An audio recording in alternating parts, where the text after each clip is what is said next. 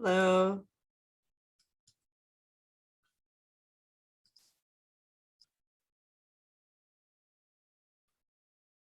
Good morning.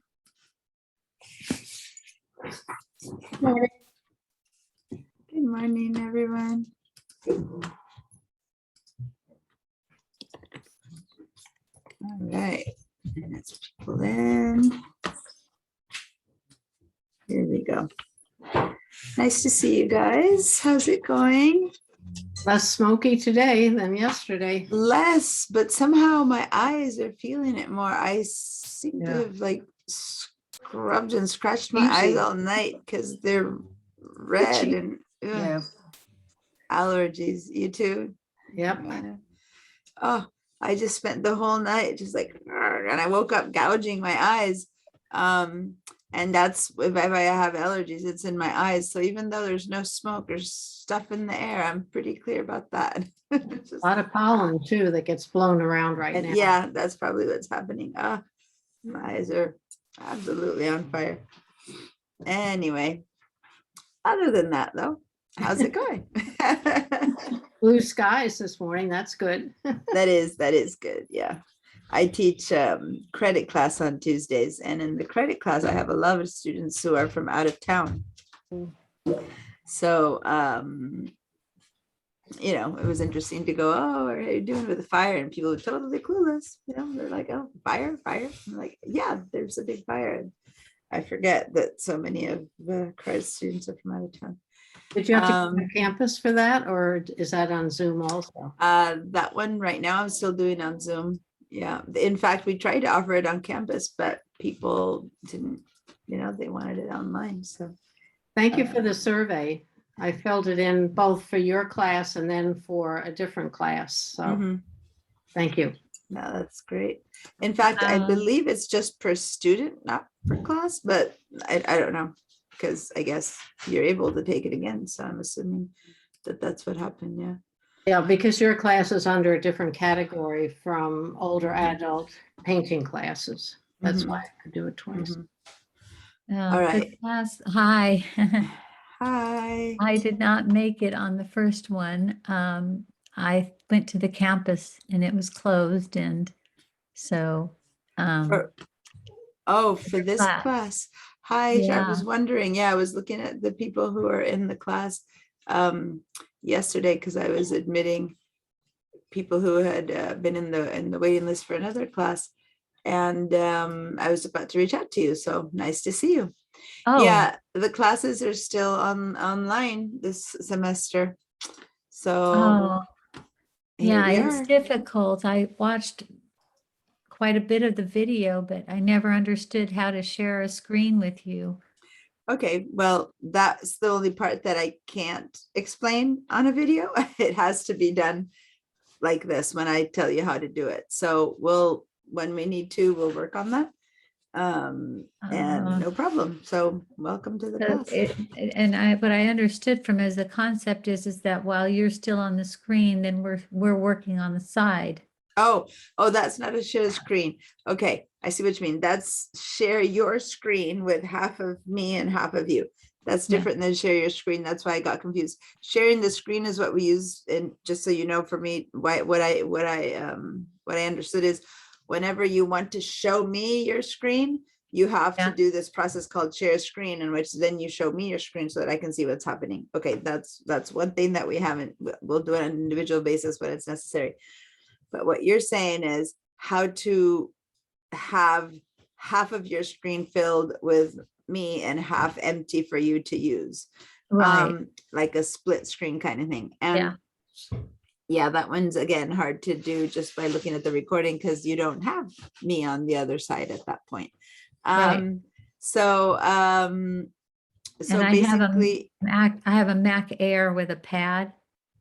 So very tricky. The pad is, I mean, it's not a, Mac Air is also a small screen, so it becomes a bit harder to do. Some people who have a very small screen also choose to flip back and forth instead of sharing the screen. But what you can try out right now that you are on live on Zoom, am I filling your screen is my conversation is me, is Yes. Zoom filling your screen? Okay. Yes, Did you hit the escape key on the top left of your keyboard? yeah, Okay. it doesn't do anything. No, it doesn't officially seem to do much. So it's not like some big change happens when you do that. But what does happen though, is that your screen now is able to be grabbed. Before it, when it's filling your screen, it just fills your screen and there's no grabbability. But now that you hit the escape key, now you can put your mouse on the very farthest edge of the window that's seeing me. Like Okay, I the hit it black. twice. And now you can click and grab your mouse and try to drag it in to have it fill half your screen. Oh, sorry, I'm gonna be sneezing. Now it went to software update and I don't even know why it did that. Which Diane, one? Software update, I don't. Okay, now I can scoot you over. There you go. And you're That's the filling the word, whole scoot screen. over. And I'm not filling the whole screen, or I You am? are. Well, if you can scooch me over, go ahead and I need push to me. hit the escape again. If it's you're only able to filling- scooch me over, then Yes. that's the place to be. Okay, but now it's only becoming an arrow. Do I need to hit escape again? No. Once you hit escape one time, that's all. Now now when your mouse turns into a double-sided arrow, that's when you can go ahead and move me over. Now, look, I am going to share my screen right now. And when I do that, I can show you with an equivalent window what I'm talking about. So give me a second here. No longer moving you. Yeah, give me a second. Give me a second. I'm going to share my screen for a second. Can you see me now? Yeah. Okay. Two remotes now. So now the one thing that's not shareable is my Zoom. It's the one thing I cannot show you. So imagine that this here is the window that is holding my face, Zoom. And notice that I can put my mouse in the corner of it, click and drag and make it smaller, or click and drag and make it longer. And down here, this little tiny thing you're seeing is my mouse. So right now, what's happening is that your window was full screen like this, filling everything. And by hitting escape, the idea is you made it smaller, but the thing is that it only becomes about yay smaller. So look at the difference between that when it's filling your screen and hitting escape. Now I'm showing it to you with this window, which is not Zoom because I cannot show you my Zoom screen. But now what you want to do is grab your mouse, go to the very corner. See how you can barely see the mouse on the very, very corner. My mouse is heading way to the corner and it turns into a little arrow. Now I can click and drag and grab it and move it like this so that now it occupies half my screen. That's the idea. Only this should be Zoom. And then what's in the back should be your computer. Okay. That's the idea, that you can resize a window. Once you've hit escape, you can get all the corners of a window and resize them. See how I'm doing this, that I'm just kind of grabbing the corners. But when it's at the very far corner, it's hard to tell because you put your mouse there and you don't see it anymore. Letting me do it, but the arrow didn't become a double arrow, but it's letting me enlarge you now. Okay, it probably turned into a single arrow to your view because you're only seeing half of it, right? Because the other half is hiding on the edges of the screen. And then you can click and drag it in. Just a single arrow. Okay. What is And that? it doesn't matter how many times I hit escape. Oh, that's her Turn screen. No, into- escape you hit Fine. one time. Do not even bother hitting it again. It's one time period. It doesn't like keep doing its magic. It's like you've disconnected the full screen. That's it. You don't need to keep doing it. That's it. Now when you put your mouse on the side like that, are you not able to move in, click and drag something in? I did. I made you smaller. Okay, Put you great. On the right side. And now you have some space where you centered to your computer in the back. Yeah. Great. It worked. Yay. So, by the way, hi, good morning, everyone. Hi. So I was looking at the roster last night, trying to fix some things where some people are being dropped, even though they're in the class and in another class that I'm holding and stuff. So if I reach out to you to ask you, a couple of you, I think Vera, you got a message from me and you already answered, but if it happens to anyone else, for some reason, there's 2 or 3 people who I know are in class who appear as self dropped, like you dropped yourself, which is hard to do. So I'm not sure what happened there. So I reached out to admin, but anyway, just read, if you get an email from me about something like that, in case it happens in this class, I'll let you know. But in doing that, I was looking at the roster for this class, and there are 4 people who are new to me who I don't know. One of them was Charmaine, so I'm glad you're here, who have not shown up, and they're not showing up today either. So there's space for more people in this class. If you want to let people know or friends know, I will tell the iLife people about it. Because this is a pretty crucial class. The kind of things we cover is a great grounding for the level 1 and level 2 that come after it. And some people sign into level 1 thinking it's the first class. And anyway, so if you know any of the people who are doing that, please let me know.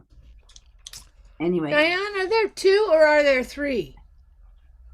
well, there's the intro to the Mac, which is just called Intro to the Mac. Then there's Mac level 1, and then there's Mac level 2. So that's 3 of them, even though it only says level 1, level 2, because this is the pre-intro, pre-level 1. The names are crazy. It's my fault. I've been told this year, I've been given permission to redo all of the, completely my fault. But I've been told that I can change the curriculum and all of the program, but I haven't had a chance to do it yet. And as is, it'll take like a year to get through the system.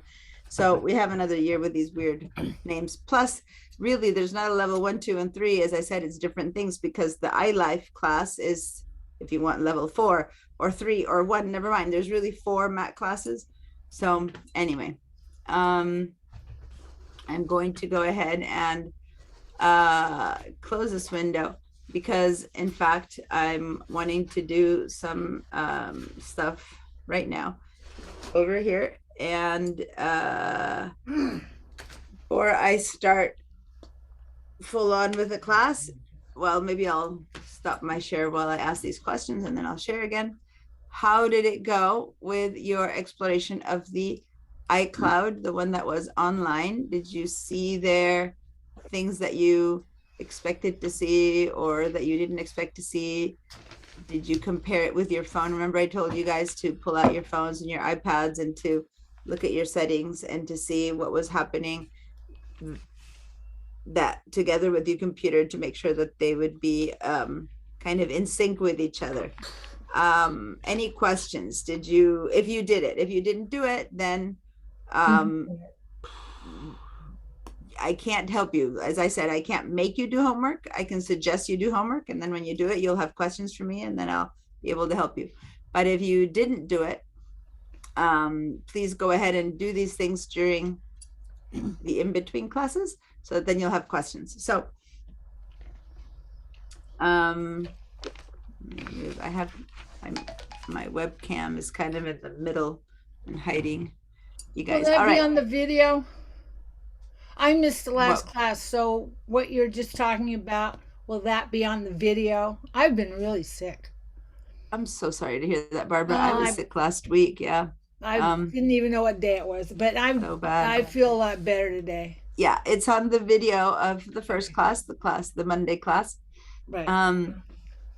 And we'll keep working on it, because the iCloud needs a lot more work. But yeah, whenever you have a chance to review the first class, that would help. Not the beginning where I'm setting people up for the class, because you know all that, but when I start explaining about the cloud and the iPhone and the iPad and all the settings and stuff like that, I've got it now. Mhm. In my mail, so I'll Yeah. watch it after this class. So Yeah. So now I'm not going to keep sending the recordings. I need you to learn how to access the recordings yourselves. And so I gave a demo of how to access the recordings last week in class. So please watch that, you guys, with the link that I sent you. Review the way of how to access the recordings so that you can access today's class recording and so on and so forth. Now, at the end of today, I'm happy to do that demo again. So anyone who isn't very clear on how to get to the recordings or who has tried and hasn't been able to do it, please ask me, and I am very happy to spend the last few minutes of the class showing you again and making sure that you can all access the material. Okay, so that Sure, you can on thanks. your own access the recordings whenever you want. Isn't it just there on the pipeline? Isn't it just there on the pipeline? It's, you have to enter Email? pipeline, and then you have to go into the Google Drive shared drives iLife folder. And once you're in there, then you can access all of the links. Okay, so it is through pipeline, and I showed people how to do it in class last on Monday, but it's one of those things that people need a couple of times to figure it out. So Yeah. I'll show it again at the end of the day, but in case I forget, please help remind me. Okay. Okay. All right. So all right, so any question? Oh, go to the chat, please. Some of you guys have taken so many of my classes that it's all ingrained into you, but for others, I need to remind you to head down to the word, not to the word, to the icon that says chat, and please click on the word chat and then type something in. It doesn't need to be anything in particular. You can just say hi, but as long as you do that, and then I kind of see your name. And then other than that, I see everyone's name. Okay, mine's not coming up. I've got the chat up. I've clicked on chat. Okay, Clicked on and the word chat. so Yeah. once you click on chat, you should see a list where people are writing their chat. I see that. And then you can just, it says to everyone, type messages here, click in there and just say hi, or Charmaine, and then hit return or enter. Oh, everyone. I have to click on everyone first. Well, you don't need to click on everyone. You need to click where it says type message here. Oh, I see. It's a cursor that's blinking, and that's where you need to write your message and then hit your return or enter key, and the message will go through. Okay. And then just hit the return key. Return. And that works. There it is. Hi, this is Charmaine. I got you. Okay. All right. Glad to see you too, Barb. Okay. Yeah, counting should start with 0, not 1. Oh, yeah. Oh, there you go. So Doran, I'll change your name to everyone. Doran. Oh, my name didn't come up on mine. It says me to everyone. Exactly. You see that. But what I see okay, is you see Barbara says hi to everyone, right? So you yourself see yourself as me. I wrote this. And so you'll see me to everyone. Hi, Charmaine. Hi, I'm here, and all that kind of stuff. But I see is you saying hi, I'm here, and all of that. Okay, so that's fine. That's perfect. All right. So no one seems to be having questions about the cloud, and it's possible that it's because it's still too confusing to even know what to ask, or it's because I explained it so well that you totally got it and you have no questions. Let's just hope it's number 2. Let's hope it's number 2. But I have a feeling it's probably number 1. So we're going to keep working on all that. Okay. All right. So But I do have. There's an Adobe Cloud, and there's an Apple Cloud, and several others. yeah, And Yeah. I've sent stuff to the cloud, but I don't know what cloud it went to. In class when I was at school. well, here you go. I am about to do one of my famously bad drawings again. So yesterday, when I talked about the Apple Cloud, which is called the iCloud, hold on, I'm going to put a little color on my, let me get some tools. Not sharing the right screen, am I? Yes, I'm sharing the whiteboard. You're seeing my whiteboard, right? Yes. Right. So what I'm not getting is my drawing tools for some strange reason. Let me stop my share and start again because the white drawing tools are not showing up. So let me share again. Put it over here, my whiteboard. Introduction. And there we go. Now my drawing tools are available. So there's this beautiful cloud here. That's the general cloud, which let's just say is kind of equivalent to talking about the internet as far as how we interpret the word cloud, which is basically all of you guys have computers, devices. By saying devices, I mean iPads or iPhones, computers, laptops. Other people have other type of devices. You might have an iPad, someone else doesn't, but there's tablets, there's smartwatches, there's a whole bunch of stuff that connect to the internet. And through the internet, you have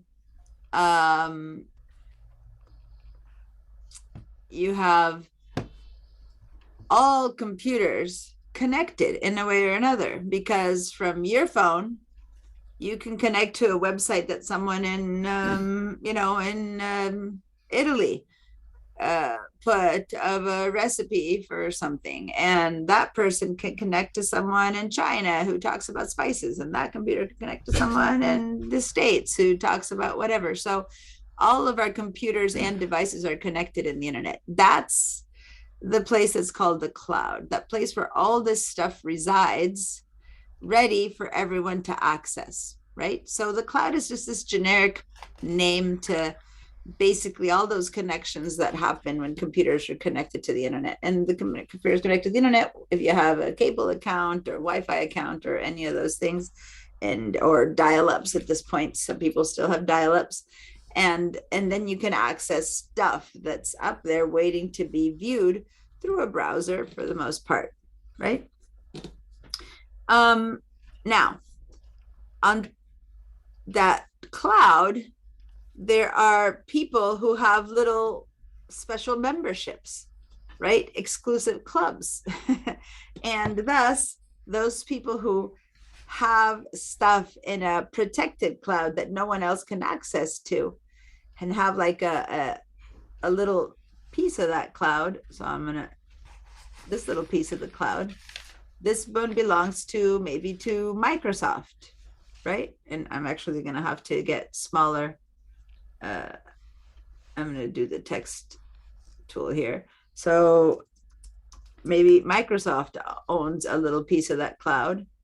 And then we go back to another company called Apple. Oh, I did say I was going to write different. And then another company called Google, and another company called whatever and whatever. So maybe this one belongs to Apple. And then we have another one here that belongs to Google. And then we have another one here that belongs to Adobe, et cetera, et cetera, et cetera, and millions more. And if you happen to own products made by any of these companies, you can have your stuff saved inside of their little bit of the cloud. And each one of these clouds have names, like little brand names. So some of them are kind of easy. The Adobe's cloud is called Adobe Cloud. It's very, like, they didn't get too creative with it, right? It's just Adobe Cloud. Others call it Google Drive, right? And Google Drive is what we use at school, and you access it through your Pipeline account. So to access your Google Drive,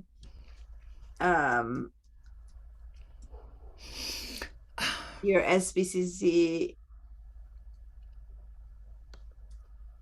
Pipeline account, right? Mm. You access it using your Pipeline Okay. account, which is this thing that I told you that we need to practice for to get your handouts. To access your Apple Cloud is called the iCloud. So this one has like a little brand name, okay? And to access it, your Apple ID and password. Okay. Using Apple ID and password. So this Apple ID is the one that I showed you, and I'm going to show you again how to know what it is. And your password in all of these, and your password is something that you need to know for yourself. So over here, oh, I have a new I box. have a question. Box here. I'm trying to, yeah. Yeah. Yes, Patricia? Is Adobe Cloud is the same as iCloud? No. No, the Adobe Cloud is called Adobe Cloud. The iCloud is the Apple Cloud. Okay, thank you. Okay. The Microsoft Cloud, I always forget the name of this one right now. It's called One. Are we supposed to be taking notes with all this? Because I wouldn't remember it. No, this is me explaining it, and then this will be in the handouts, and you can look at this. And it's not about remembering. I don't need you to remember. I need you to just kind of get the idea, okay? To Okay. understand what's happening, which is, it's like, does anyone here belong to a club? I used to belong to a club when I was in Argentina, and I'd go and play sports too, and I had to pay a membership fee every month, and I had access to the facilities, versus if someone else wasn't a member, they couldn't access it, right? You know about that. I'm sure or maybe even you're members of a book club that only 5 people join, or you're members of something. These are all, each company, you can only access the material you have up there if you have your own account with them. So if you own a Mac, then you have, Apple gives you a space on the cloud. It's like your membership. And to get that stuff that's on the cloud, you need to use your Apple ID and password. And this is what we did at the end of last week's class. We went to iCloud.com, and you put in your Apple ID and your password, and lo and behold, there's all the material that you have in your phones or that you have in your computers, and you could have accessed it without your phones and without your computers. It's sitting there in the cloud. Okay. Now, we're going to keep practicing with this kind of stuff, so don't worry. Now, you also, I'm just a quick question. I'm just Mhm. curious about who manages the cloud, and what does it look like physically? Are they just a bunch of computer networks all over the country? Because we know it's not up in the air.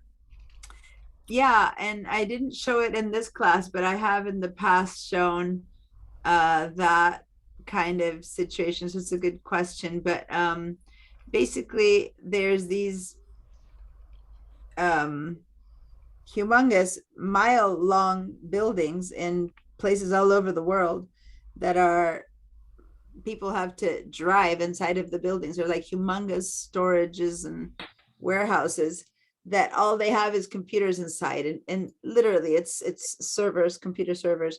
And when you see pictures, they have to drive trucks from end to end, and there's just thousands and thousands of computers, and they just sit there in places that, deserts tend to be a very typical place of different countries in the world. And that's technically the physical place where all this stuff is, but it's not like it's in one place. So this is the part that's hard to understand, because it's not like you, Sarah, Patch, and Stuff is in one of those servers in the middle of such and such desert. Or, Doran's is someone else and Tarney's is in another place, such that if that place burned down, you lose your stuff. No, that's not how it works. It actually works like these are all shared networked computers. And whenever one of your photos appears on your phone, it goes and deposits itself in wherever there's some space. And then Jeannie's photo that she just took, 3 photos, it goes up to the cloud and it deposits itself wherever there's place. So maybe one of your photos is next to one of Jeannie's and one of Joanna's, and I'm just throwing out these 3 little bits of data, but it could be anything, right? And it kind of, your data resides all over the place. So it's not possible to have one drive go bad and all of one person's stuff disappears. You know what I mean? And all of these get reduplicated and copied by the cloud, by the people who manage these computers, onto others in some other places. And so your stuff is kind of reduplicated everywhere. There's not like one server holding all of one person's material. So what happens is that some companies set up their own of these buildings, and that's their own clouds. Other people just set up these things and then they rent them out. And so, for example, if I have a website, I don't own my own server on the website. So I rent out Spot by paying someone to host my website.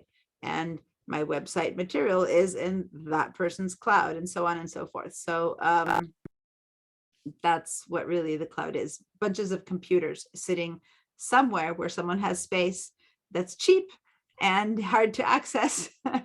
So yeah. Julie? I can't, yeah. For the woman who asked about making notes, I love doing screenshots. So I did a screenshot of this because I'm very visual, and even though I'm taking notes, I'll be able to go back and look at this nice drawing that you just did of the cloud. So, that's an easy way for people to see it again. Thank you so much for saying that.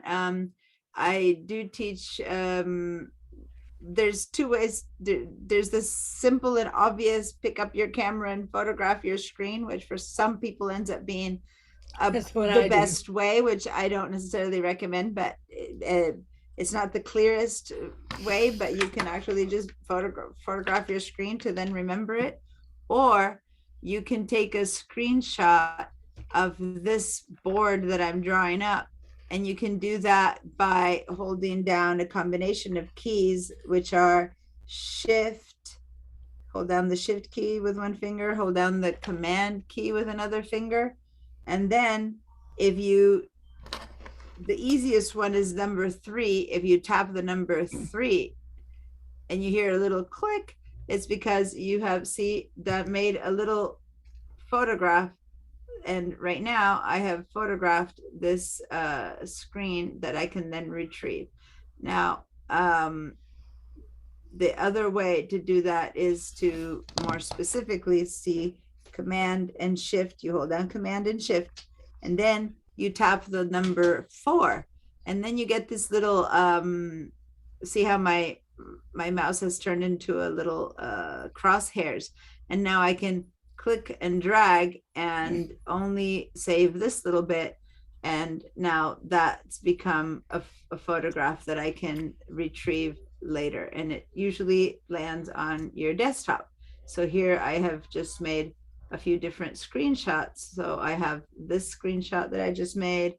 and this screenshot that I just made and this screenshot that I just made. It gets a little bit confusing when you've never seen screenshots, but these are photographs of your screen, and they land, as you can see on, you'll see the desktop in a minute. Right now, I'm just sharing my whiteboard, so you can't see my desktop, but that's where you can then retrieve them and put them in some folder. We're gonna do file management a little bit later, but anyway, so that's a great point. Thank you, Julie. Marsha. So that was Command Shift number 4. Mhm.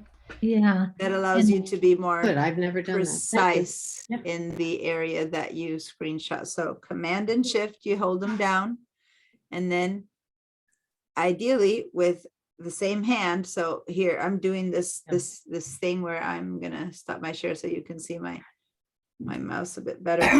I'm holding down. Oh, I have so many things attached to my computer, but here. So you I'm can putting it up to isolate screen. what you're So I doing. hold down the Command and the Shift like this with my 2 thumbs, and then I tap my 4. So really for piano, I'm basically using 3, Command, Shift, and then 4 with one hand. And then my mouse, on the other hand, is free to drag, because if you do Command and Shift and 4 with the other hand, then you can't drag. So it needs to be all with one hand. Command, Shift, and 4 with your index finger, and then you are able to drag across and make a screenshot. Anyway, I'm confused now. Yeah, no, my hands are too small to do that, but what I do is I hit Command and Shift and 4 with my second finger, and then it still lets me drag. yeah, there you go. That's what, yeah, that's exactly what I need you to do. Command, Shift, and 4 with one hand, like you just explained. I Your did it with hands- 2. Command Shift with 2 fingers. Oh, because and you're one on an hand. iPad, and so you have a touchpad. So with your other finger, you can drag. But if you are on a mouse, you have to use 3 fingers to do Command Shift. But if you do your pinky on the Shift, your thumb on the Command, then your index reaches the 4. And I have the tiniest hands in the world. And when we're in person, I'll show you there's no one who has smaller hands than me. And I can certainly reach Shift with the pinky, Command with your thumb, 4 with your index. And it's basically just this. Okay, because your keyboard, basically it's thumb Command to 4, and the pinky hits the Shift. So then what's Command Shift 3? Command Shift 3, instantly, the moment you hit the Shift, the moment you hit the number 3, the whole screen gets screenshot. So your entire window gets screenshot, everything. And if in this case, say that all I wanted was maybe to screenshot this thing, I get a screenshot of this entire thing. Now, let me share my screen so that you can see. what That's I'm great, talking because about. sometimes I do a screenshot and then I wind up printing all this black because it's on the outside. Yeah, so if I do a Command Shift 3, I'm going to get a photograph of this entire background and screen and the Yeah. image. And really all I wanted was that, right? So Yeah, if I do Command Shift 4, I can then just do this. And this is the only thing that gets screenshot. Wow. So you do Cool. that after you do the Command Shift 4? First, you do Command Shift and 4, and you keep the Command Shift and 4 held down. You don't let go of those. Oh, 3. got it. No, it's Okay, a I'm good dead. point. It's different. It's different than the 3. And then this shows up, and my hand right now is still holding Command, Shift, and 4. Those 3 things are held down. And with this thing here, I can make a little screenshot of the word name right there, and see down here, it's appearing, a little screenshot of just the Hmm. word name. Or Command Shift, I'm going to take Wow. a little screenshot of this tiny little island. And there it is. I get a little screenshot just of the tiny little island. Okay. So Diana, these things all Diana, start. Yeah. You don't really have to hold those down while you drag. If you just hit Yeah. Command Shift 4, it puts It, it turns. you're right. Yeah. It turns it. Now my hand is free. You're right. I'm so accustomed to holding it down, but you're right. Now my hand is free. But see, this is still there. And now I can, take a little screenshot of that, and that little bit shows up.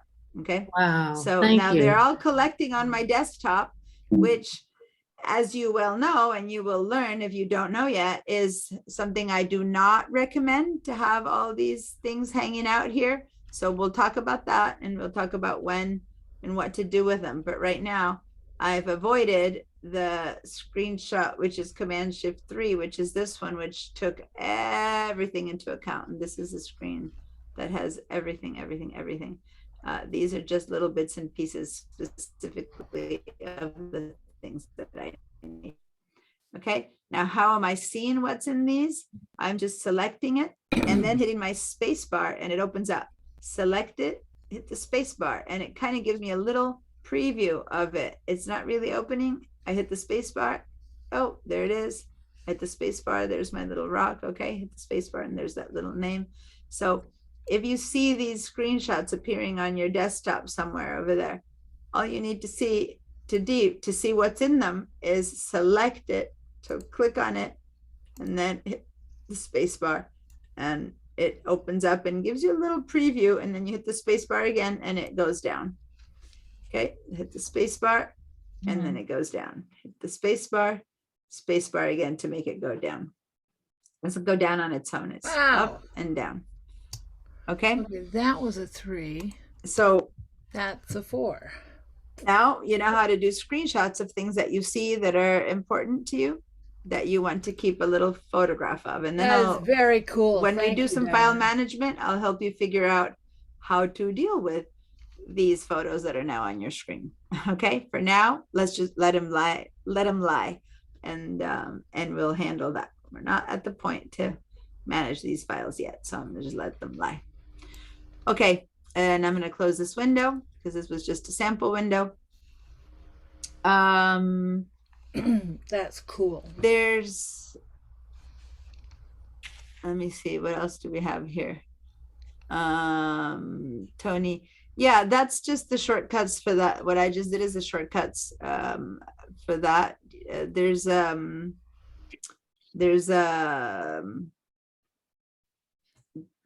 new one, not so new, it's been there for a few years, but since this is so easy, I don't bother. But there's a new one, a new app that you can also do video recordings, but be very careful with that one, because I use it for when I do recordings of my screen to put out, but it takes these, you forget that it's on, and then everything you're doing on your screen gets recorded. Oh, you don't see Tony's message. Guys, when you write in the chat, if it's something that like the whole class should know, write to everyone. Some of you are writing just to me, and then I start responding and people don't know what I'm responding to. So if it says me to Diana, then you are writing straight to me, and then only I am seeing your messages. So ideally, unless it's a personal thing, like, I'm feeling sick, or, a personal comment, then please write to everyone. And so where it says in the chat to, if right now it says to Diana, then next time you write, it'll keep writing just to me. So click on my name Diana and say, and switch to everyone. And then when you type things, it'll go out to everyone. And there's some things that are just appropriate to be just to me. But if it's in general things that will be to everyone, it would be good to have everyone there. Okay, so Don't they just all just go to everyone automatically? what's that? Don't they just all go to everyone automatically? If you do nothing, yes, but some people have switched it to go to me, and then it stays in me. So if it just yours says to everyone, that life is good. That's all you need. All right. So, okay. I have a really So- good question, but I hope I can ask it. It's something that everybody might run into. When you're in the information bar where you're trying to do a search, the search bar on top, if you click to the very far left, there are these plus or little stars or something that keep flying off the screen to the left. Is it erasing things out of your computer, or what kind of damage are you doing? It's click too far to no, the left. and I'm not exactly sure what you're asking, but this is Oh. actually the first thing you asked whether this is the right time or not. This is a good question, but it's not the right time for it. So hold on to that question because I'm Okay. gonna be talking about the different parts of the computer screen and I'll get to that one, okay? How do you get rid of Right. it? And that's a great place to ask that. So, how do you get rid of what? Do you have something? Oh, if open you that hit need? on the, Barbara, I'm not answering her question right now. If that's you're about to talk to that, or is it a different question? oh, I thought you were talking to me. No. I was talking Because I to look at you Sherman. and you look like you're looking at me. I know Um, everyone thinks I'm speaking to them. but answering I hit Sherman. this. I hit the spotlight search, the little micro, you know that thing that Yeah, makes the things big. spotlight search. Yeah. And the spotlight search came up, and I don't know how to close it. Just if you hit escape, for example, it'll close, or just click It somewhere did. on your Thanks. desktop. I was Mhm. hitting enter. Thank you. Okay, so how do you pronounce your name? Charmin. I have a friend who's Charmin. Charmaine. I have another Yeah. friend who says it's Charmin, so I just wanted to make sure. Charmaine. Okay, Yeah. I wanted to make sure. So I am very good about answering lots of questions, but I try to have them in context of it being either what I'm teaching Of or course. something that helps the class in that moment. And I will be talking about the spotlight. So I'll help you now. If you're stuck because you can't move out of something and that something is happening, then yes, I'll help you move out of it so you can continue with the class.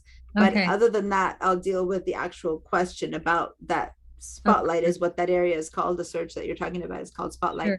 When I get to that. Okay. So are you stuck in the spotlight search? No. Yeah. If so, the way to get out of it is the good old escape key, the one that I taught you before, you guys. Whenever you're stuck in anything strange, the first thing you should try is hitting the escape key many times. That's why it's called the escape key. It kind of gets you out of jail free Oh. kind of thing. It gets you Okay. out of places that you might not want to be in. All right. So so right now I'm sharing a very big, image, which is my entire screen with you guys. And I'm going to show you a little bit the parts and portions of this main screen. I know that for people who are on an iPad, this part is not going to be replicated. Your main screen is basically that home screen that has the apps for what to open. But on the Mac, laptops, and desktops, our main screen is actually a blank area that has it has some kind of image here that put up by Apple according to the name of your operating system. So I have Catalina Islands here because I'm operating Catalina as my operating system.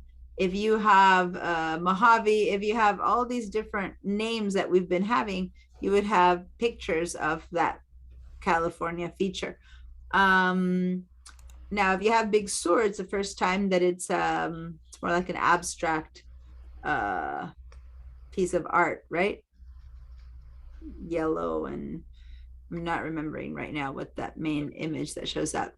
That area, that whole thing that's here in the background, that's called our desktop. It's possible that you have things open, that you have programs running. And if you have those programs running all over the place, you might not be seeing your entire desktop. What you need to know is that whatever you have open and what you are seeing are not the same thing. Okay. So that might seem bizarre, but what do you mean they're not the same thing? Well, head down to your dock. And some of you guys have your dock on the side or you have it in different places, but I have my dock down here. And notice that I have a little dot right here under this icon. See that little black dot? And then I don't have black dots under any of this. And then I have black dot right there and a black dot right there and a black dot right there and a black dot right there and then no black dots. So anything that has a black dot underneath, so I have 1, 2, 3, 4, and 5 black dots. That means that I have 5 applications running. 5 things are running on my computer right now. how many little dots can you guys count on your screen? That's not coming up. So, I don't see any. Is that because I have an iPad? oh, yes, iPads, you don't do that. To see how many applications you're running on an iPad, you can, if you hold your finger down in the bottom of your screen and kind of pull up, press down hard and pull up, you'll see there, you can flick through all of the different windows that you have open. And many people don't even notice that they have like 20 different applications open on their iPads. I go back to my desktop now. I've left Mhm. the Zoom. So here's the thing. I can't share. I want to finish with the desktop right now, and I'm not gonna show you how to do that right now. So just hang on. Let me finish Okay, with I'll people go who are back. doing the computers. Okay, I'll go back. So I am seeing over here someone mentioning 3. Julie said 3. Bill said 3. The rest of you guys haven't answered in the chat how many you see. 3. Can you maybe Oh, in the verbalize chat. it? I don't know what you're doing. 3. All right. You get dots. I don't see them on the screen. I don't see your black dots, and I don't.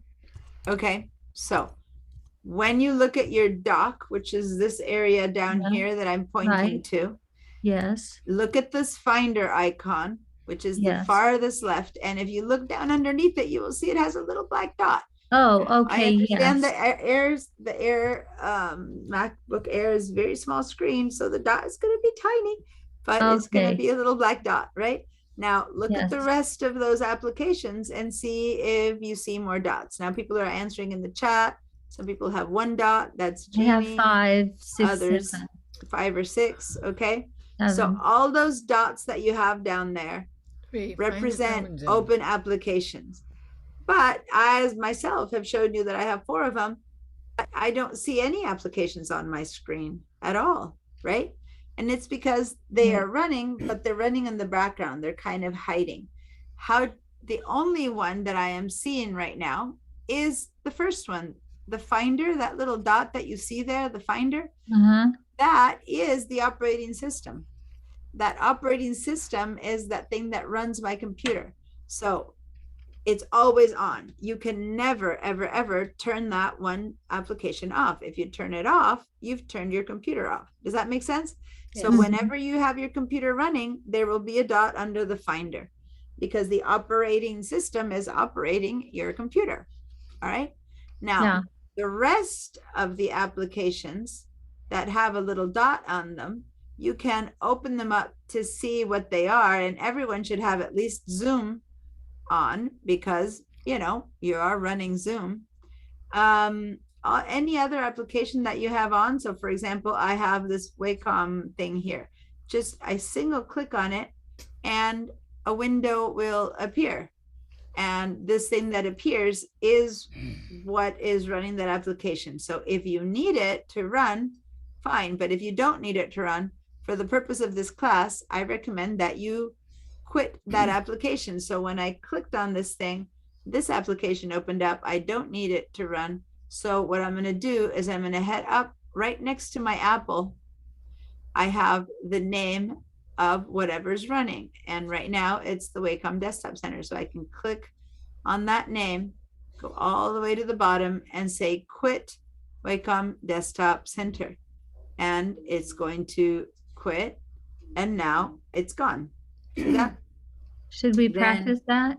Mhm. Yes. So anything you have open right now that is not your Zoom or your operating system, I want you to close it. So if you see, I have the activity monitor here.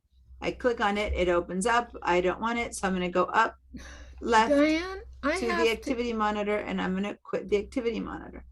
1 second. Let me finish this. I have Excel open up here.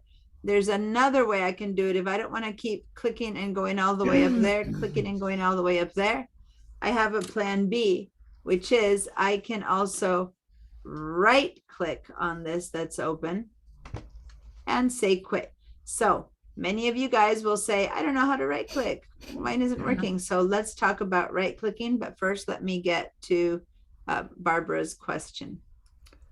What's that? Okay, I opened Chrome. I went to my email. I clicked on the link to your class.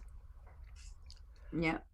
Now I have the little movie camera thing for Zoom is Uh-huh. running. Mm-hmm. Chrome is running because I'm online. I didn't Yeah. know that you could close. I could close Yeah. Chrome Mm-hmm. once I'm connected to you. Well, Exactly. It's a great question because when you guys connect to the link, it opens up Chrome or Safari or whatever it is that it opens up for you. And so that will be running and you'll have a thing that says zoom.us, you're connected, or what is it that it says? Something like, I want to go a different join? way. yeah, I know. But the window that you have says something like, do you want to join or have you joined? Yeah, It leaves do a you window join there, now? right? That window is unnecessary once you have connected. So if you're seeing that window, and I don't have it in front of me, but yeah, you can close that window. You don't need that. So you can close the entire. So right here, I have an application that's running that I don't need, Safari. If you have Chrome, you can right click and quit that application. You do not need to be on the internet for And Zoom. I can right click the email that's open. My Cox mail account is open over on the right. Yep. So if you have anything I that didn't else know that you that. have open, you can close everything. So let me just talk about the right click for a minute. If you have a mouse, people who have a mouse, put your mouse somewhere in an empty area of your desktop. I'm putting it over here. And I am going to right click my mouse. So if you have a mouse, how about half of you have mice, put your mice has two sides. And if you look at the little window where you see my face, I've got my fingers here demonstrating my mouse. I have either the left side or the right side of my mouse, and the right finger should activate the right click, but it's possible that it's not activated. So if you do a right click right now, and what I'm going to show you isn't happening, then you need to activate it. So see, I right clicked. I'm right clicking, and this little window is popping up. This little menu stack is popping up. If I left click, nothing happens. If I right click, this window happens, and I can move my mouse. Now, if it's not happening, hold on. I'll teach you how to activate it. Now, for those of you who instead have a touchpad, right click happens a little bit differently. A right click happens, and I'm bringing up an equivalent touchpad. I have it tied down here. I need to raise it up to my camera. This is a touchpad. It's not really a touchpad, but it's a mobile touchpad, but it's equivalent to what you guys have who have laptops who did not attach a mouse to your laptop. A single click, you just kind of click one finger, okay? But for a right click, you have to click down two fingers. And see, I'm clicking down two fingers, and there it is. I'm getting that right click. I'm getting that menu, two fingers down at the same time. If it's working for you, great. If it's not working, just like with the mouse, we might need to activate it. Okay, so two fingers down is a right click. So let me show you guys, for those of you for whom it did not work, it might be that you need to activate this. Okay.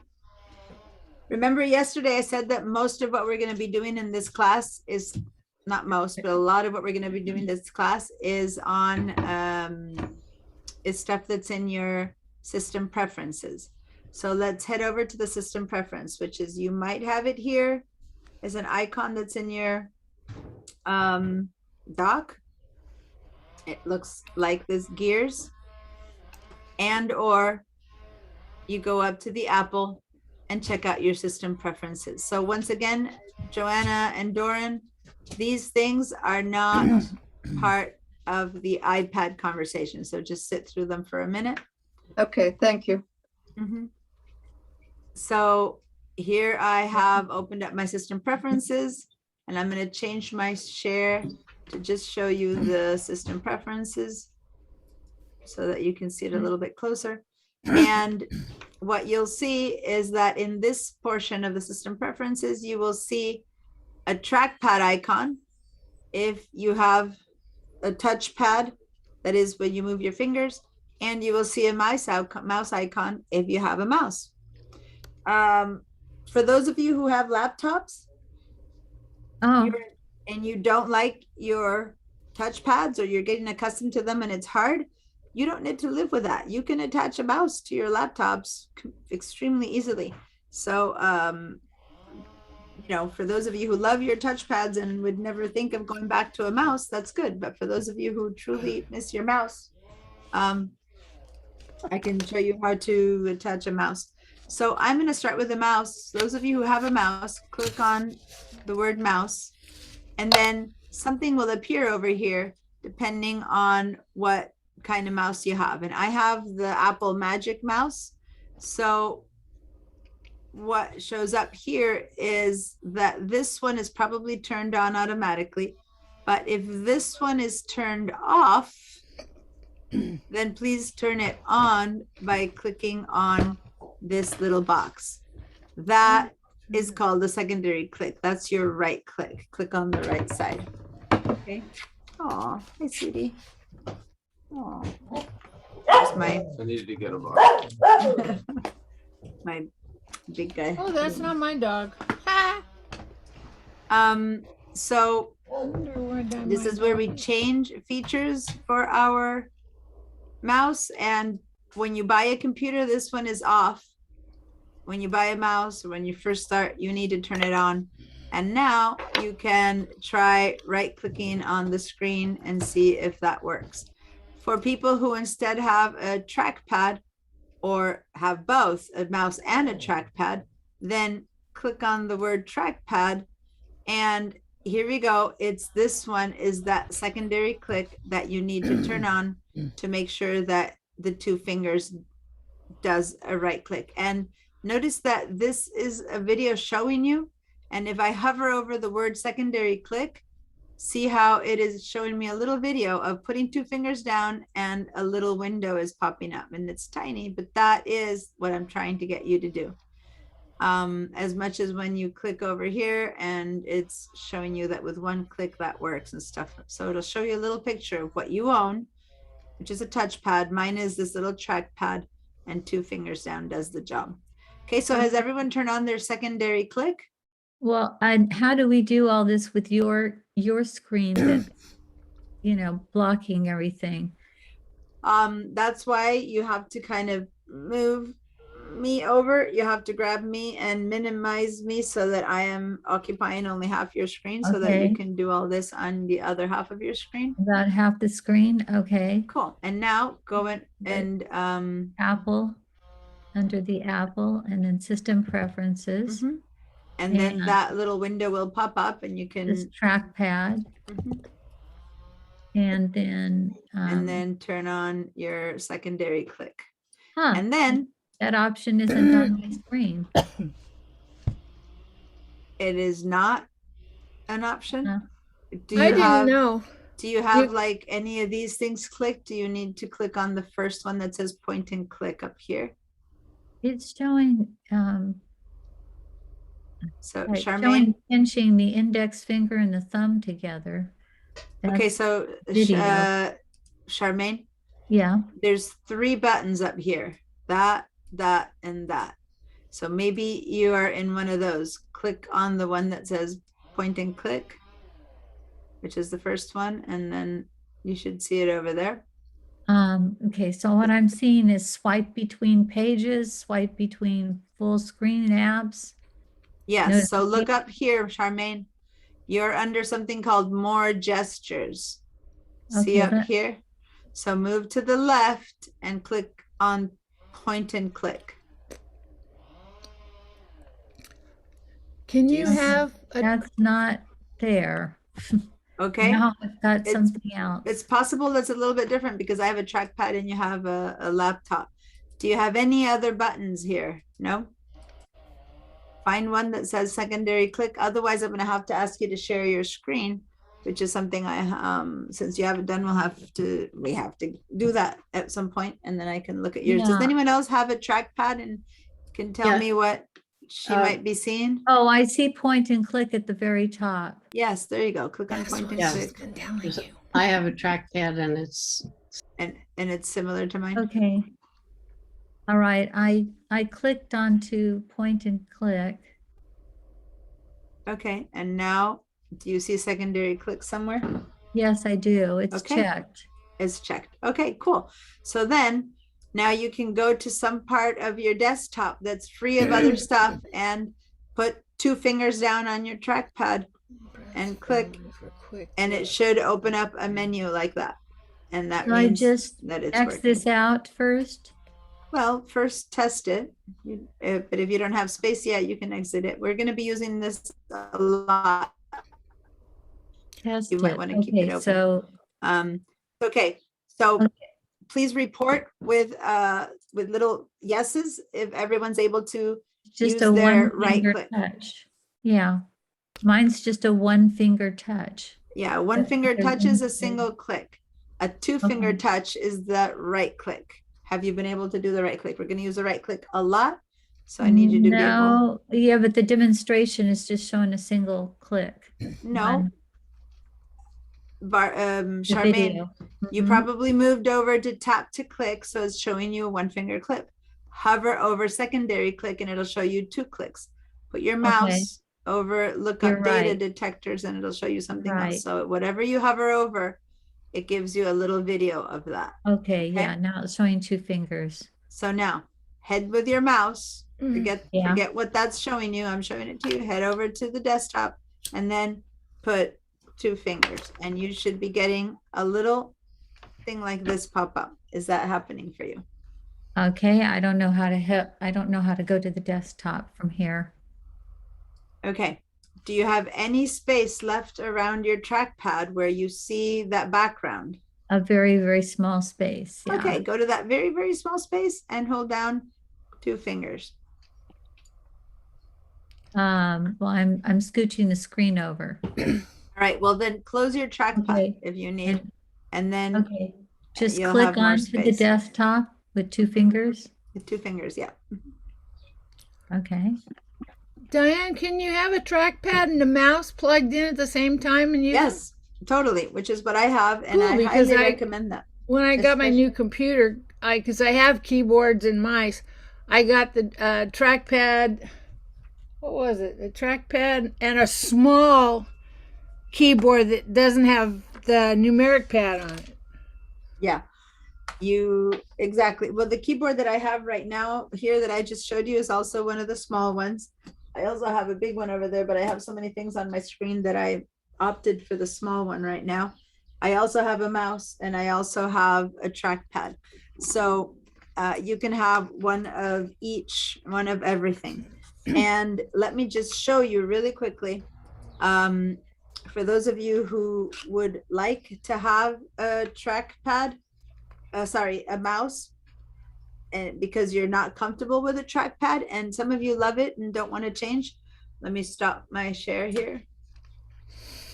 If you do want to buy a mouse, it could be the Magic Mouse. The Magic Mouse is the Apple mouse that doesn't come when you buy a laptop. It comes when you buy a desktop computer, but you can go and buy one, and these things cost about $70. Or you can buy a cheap mouse from any other store, and it can cost you, I don't know, 12 to 15. $12 to $15. I highly recommend that if money is not necessarily an issue, to get the Magic Mouse, because the Apple mouse works with the Mac, letting you do much more than what a regular cheap mouse lets you do.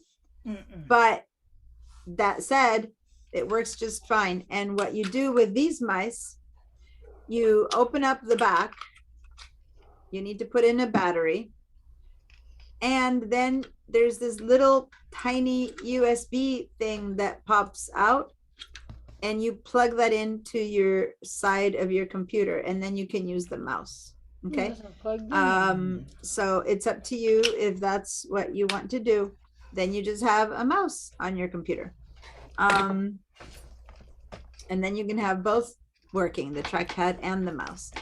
But if you carry your computer around, say to Starbucks or to, to wherever you go in your purse, then you would want to bring your mouse with you, or leave the mouse at home for when you're at home. And then when you move your mouse, your computer, then you just use your So trackpad. if we have a Mac Air, we can buy a mouse called a Magic Mouse. Yeah, Uh-huh. yeah, and you buy it from plug it Apple, in. either from the Apple You know, store, or from the Apple or online. It's the Mac. It's this guy that looks kind of sleek like that. This is the Magic Mouse. Diane, I have I'm liking the Logitech's mice cordless. I haven't found anything that they do not do for me that a Magic Mouse will do. Well, it depends. I probably will run into it, but I haven't yet. Well, Bill has I think it's Logitech mouse that does some of the things that the Magic Mouse can do, such as move sideways and scroll sideways. Most mice only scroll up and down. The Apple allows you to scroll It doesn't sideways. go sideways. And on top of that, the Magic Mouse allows you to do gestures and other stuff, that because this whole surface is sensitive as if it were a touchpad. So if you use those features, then they exist. If you don't want those I features, guess I don't use them. But if I plug the trackpad in to my keyboard, I could use those. Yeah, but most Those- people don't. This is what she's talking about, which is plugging in something that you use with your finger as if it were a laptop, which has its advantages too. And so depending on what combination works for you, they all work. Yeah, see on my laptop, I never use that little. I plug in one of these mice. Yeah. When I have my laptop, I plug in a mouse as well. I don't like it mouse. I, in fact, have something else, which is a graphic pen, which is what you're seeing. It looks like a little pen, but it's actually a mouse. And because I use this for drawing and illustrations and for Photoshop. And so this is my mouse. So there's so many. But don't you use that on a Wacom tablet or Yeah. Wacom? I do. And here I have my Wacom tablet. They have a new one out that I There you was go. curious about. That's pretty inexpensive. This is one of those examples of where we've exhausted the subject for the rest of the class. And if you want to talk about Okay. Wacom tablets, Thank you. we'll talk later. So there's one more thing that I do want to mention is that for some people for whom the mice are uncomfortable, there's also track balls that are like this big round ball that you move around, and those are supposed to be much better for arthritic hands. So if your hand has arthritis, instead of getting a mouse, I recommend the track ball. Anyway, so there's different ways of moving your mouse around, and if you want to ask me more, this is the kind of question you can email me, and I can talk about you during break or after class. Okay. So back to making sure that everyone has the right click. I also wanted you guys to head over now with that right click and click on, and let me share my screen again. I want you to head down to the rest of the icons that are open and right click on that icon. And then you Okay. can just simply say quit with the regular left side, regular click you've always done, or the right click. It doesn't matter. You hit click and that'll close any other program that you had open, and leave only your Finder, which you can never turn off, and your Zoom, because you're connected to this class, and everything else should be turned off. That way you don't have other things in the way while we're trying to move the class. Now, Okay. I I keep see reading. down here, Patricia, that you were saying something about not having video. Oh, I have a video now. You got it? Okay. Yes. All right. Cool. I don't know about you guys, but I keep being so cold. Yes. My mornings. And, oh, I noticed I just never turned on my light today. Sorry. There you go. You can see me now. I've been in My the dark. office is so cold that I was outside and it's nice and warm Yeah. right before class. Yeah, it's much warmer outside than in the house. Exactly. Okay, so guys, now let's talk a little Okay. bit more about the other parts and pieces that are on your computer. I've told you how most of what we're going to use is the system preferences, which I showed you. You can get from the Apple system preferences or from your dock. So go ahead and keep your system preferences open because we're going to be talking about it now. I know that when I share this screen, I end up having a pretty big screen on your share. Let me share a different screen that I have here, a smaller one, which won't, hopefully will be less big on your screen, even though now I'll be talking to the other side because I have 3 screens in front of me. Does that work? Do you see things a bit better now? Is it less big? Yes. Or not? Yeah. Diana, Yeah, that's good. I have something unwanted on my screen that I can't get rid of. Okay. What's that? Something came up. It's it- they're old lesson notes, Bible lesson notes. All right. And it says untitled 2 pages. Oh, it's 'Cause I probably, had it's clicked probably, pages. yeah, it's probably things that you're trying to, you tried to close pages and these are Uh-huh. probably not saved. And so it won't close until you save them. So either say okay to save or cancel if you don't want to save them. I did cancel and it doesn't want to go off the page. Okay, so if you said cancel, is there another one? said I there's can 2 hit of the them. red dot, right? So just Mm, no, that doesn't No. take it off. It's either save or delete. Yeah, exactly. So either save or delete. You can't just close it. You need to tell the computer it doesn't know what to do. It can't close the program until you tell it whether you want to save or if you want to delete that which is there. But So does that mean that the entire program would be deleted? no. That one file that you said is sitting there, the Bible pages, whatever, Yeah, yeah. has to either be saved or deleted, just the program. Okay, Then the I'll just delete that. Okay, okay, good. Now you can close the program. all right. Okay. Thank you. What Charmaine just talked about is something that you all need to be aware. When you have something that you're creating, she was creating a document that had information, that kind of stuff, you have to tell the computer what to do with it. And so the close, if you're trying to close a program and it doesn't close, and it comes up with, it's a dialog box. It's when the computer talks to you and it says, well, what do you want me to do? I can't close the program until you tell me to save or not save this thing. So in this case, you said not save. And so then the program says, okay, great, didn't save it, and it closes. Okay. So you can't move forward when there's a dialog box. The computer kind of freezes and says, I'm not moving here until you answer me. And that's what was happening to her. You have to say yay or nay, want it or don't want it. And then when you answer the dialog box by saying yes, okay, delete, whatever it's asking you, then it moves forward to do whatever you're asking it to do. Okay. Because it can't guess. It doesn't just lose things for you. It asks you, should I delete this or should I save this? All right.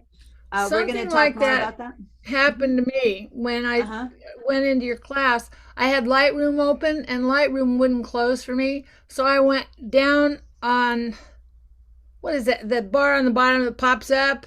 And I right clicked on the LRC icon and did a force quit and I quit. Careful. I couldn't get it to close. Well, then, guys, did you hear what she just said? When she went down to a program and instead of saying quit, the only choice was force quit. because it's not allowing you to quit. So say that I go here and instead of quit, it says force quit. It's because like there's something there that's stopping the quitting process. And it probably was, like Charmaine, a dialogue box asking you something that maybe you just weren't seeing. And then you can force quit it, which hopefully you don't come across that thing. But if you do need to, a force quit choice pops up, and that force quit choice means that whatever you didn't answer just got done for you. So probably that file that Charmaine has, she wanted to save it. If she force quits, she probably would have disappeared without saving. So be careful with force quits, because then you're Well, it was subverting just the a process. picture that was open, but the program wouldn't close. Yeah, exactly. So there is probably some feature in the program that we're using that it was needing you to respond to before it would allow you to close.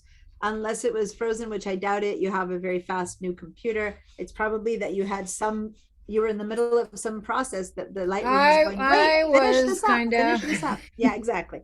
So it was telling you, wait, you got to finish this before I can close. But I just wanted it to quit.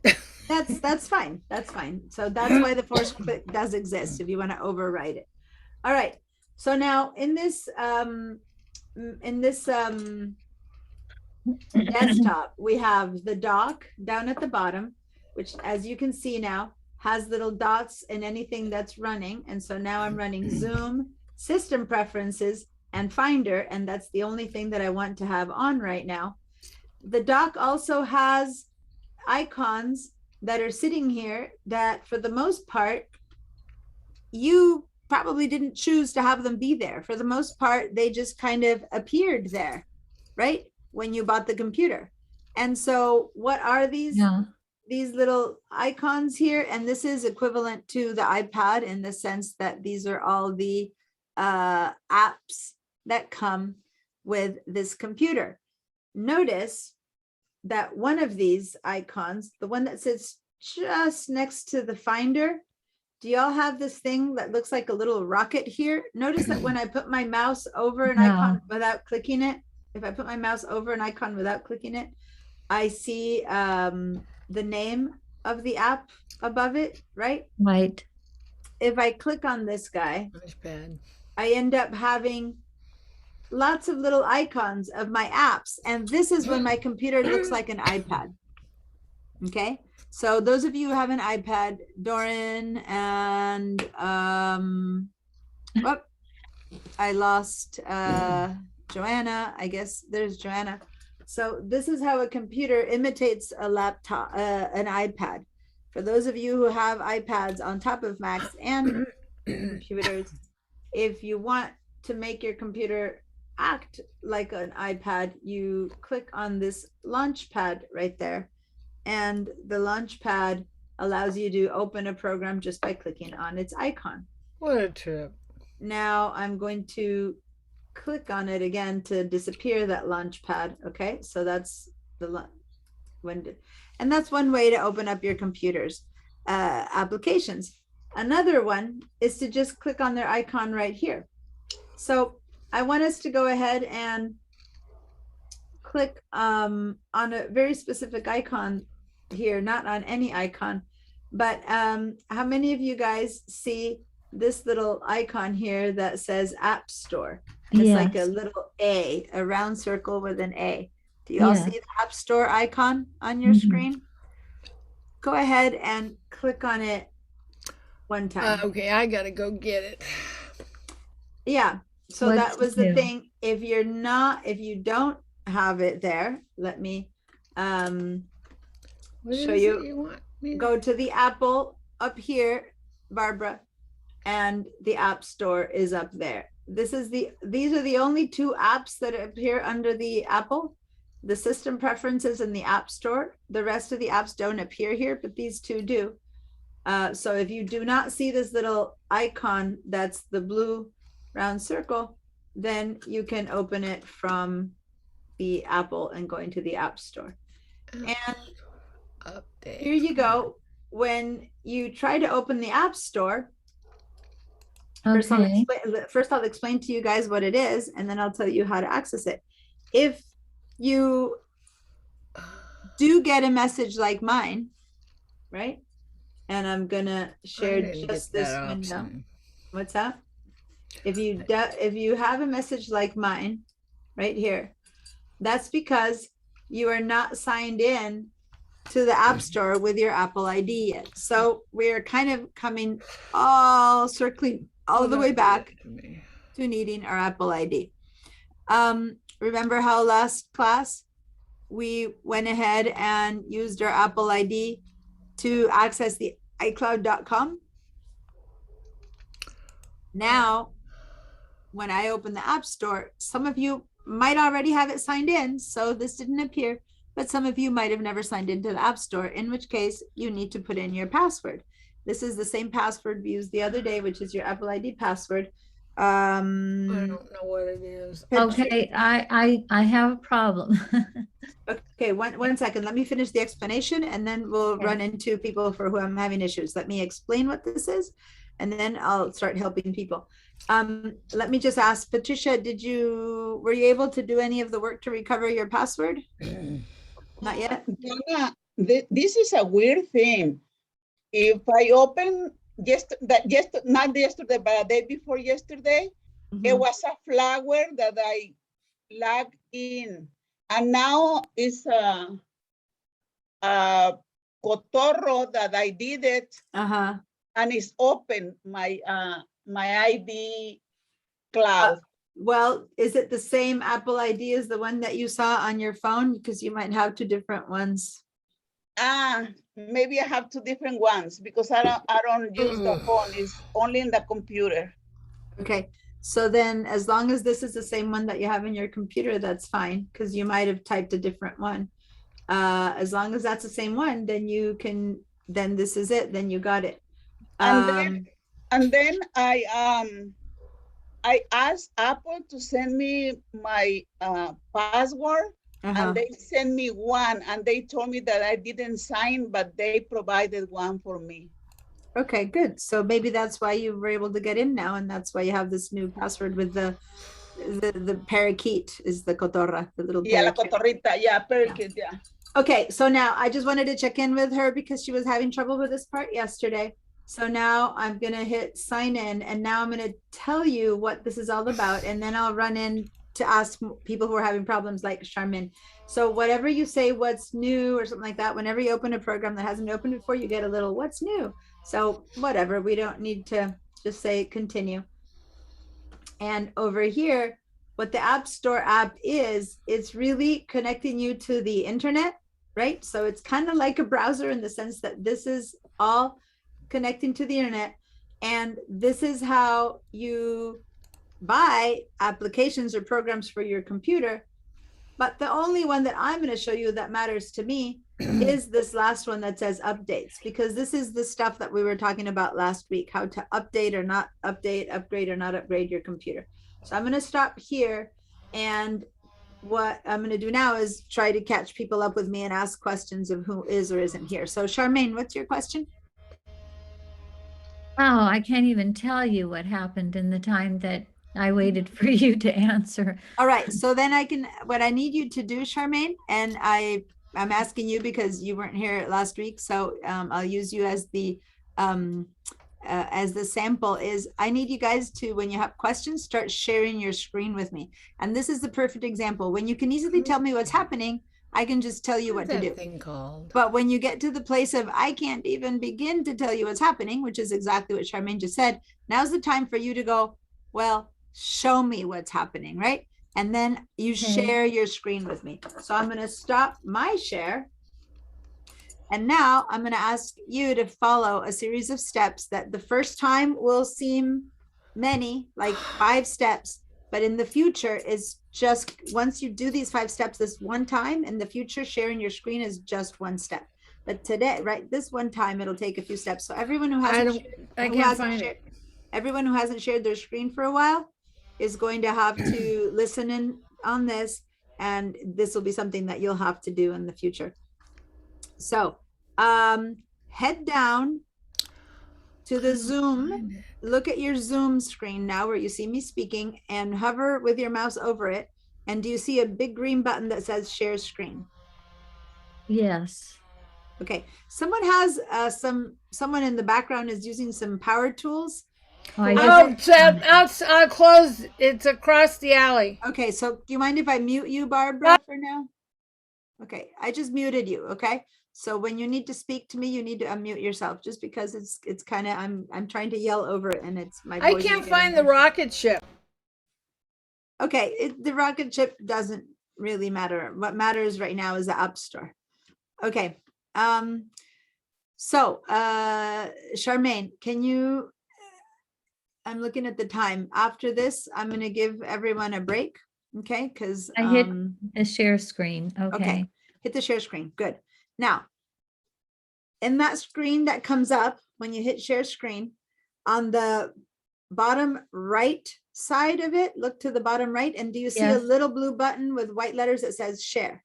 Yes. Click that button. Okay. Okay. There you go. Oh, looks like your permissions were already given, because there you go. I am now seeing your screen, which you might not be able to tell, but now I am seeing your screen. Okay. Now what I don't see is the Zoom portion of your screen. So all I see is this very empty screen that's showing me that you have El Capitan. No, is it El Capitan software? Yeah, I'm looking at your screen here. Just a All right. series of windows were there and I tried to close them and then Okay, so I right now your screen appears empty to me because I can't see the Zoom portion of it. So can you go up to your, oh, wait, you stopped your share. did I? Okay, see, Yeah, I don't you even clicked know what on- I'm doing. Yeah, think, well, that's fine. Deanna- but Calm down, calm down. I One think second, that was- Sarah. Okay. Oh, you think that was, you know, you can't share if she's sharing. Did you override her? I think I may have overridden her. Okay, so Okay. don't share screens when someone else is sharing, but now we know why. Cool. Yeah. So Charmaine, do you mind doing that again? Hit the green share screen button I did that. and then the little blue button that says with white letters Yeah. again and share again. I did that. No. Just click with one finger. I'm on a pad. I mean, yeah. Yeah, you were doing fine, but you need to do the same thing you had done before because you got kicked out. So can you try that again? Go and click the share screen and then the share and then what's happening? Click with one finger or thumb. You Right. had done it before successfully, so, or was that Sarah? Was it Sarah that was sharing her screen before? No, it was me. It was but you, yeah. now- Okay, so Okay, so I had, basically, so I did that, when you say that, did you click the green screen? the green and then the Okay, share. and then the share. And now what are you seeing? Do you see something that says? system Allow pref- Zoom to share your screen. Yeah, so now you have to say, And it read just says to me the options, system preference. What does it say? Read it to me. open system preferences. Okay, so say yes, open system preferences. I was Okay, surprised that it didn't make you do that the first time. Okay, now Uh-huh. you're in system preferences. no, it didn't. Yeah, Now, at the bottom left of that little window, there's a little lock. You need to click on that lock okay, to unlock. And then to unlock it, you need to put in the computer password, the one that you, when you open your screen up, you have a password. That's what you need to put in there.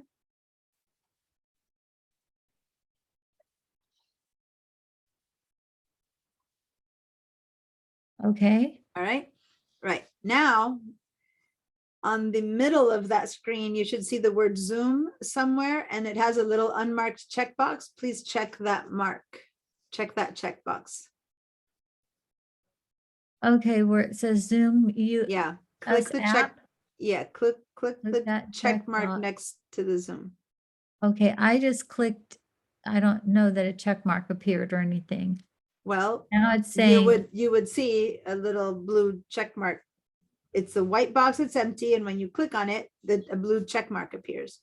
what came up is the wheel that looks like the system preference wheel, and it says quit and reopen. Or later. You can choose to quit Zoom. Okay, say later.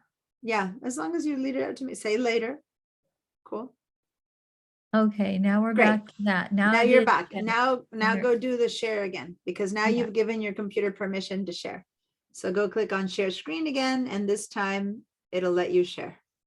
Okay, and now I don't see any shared screen option. The big green button. Yeah, that it's not on my screen at all. Go back to click on wherever you see me talking, click on that Zoom. And then when you move your mouse over that area, you should see the Zoom tools again. Okay.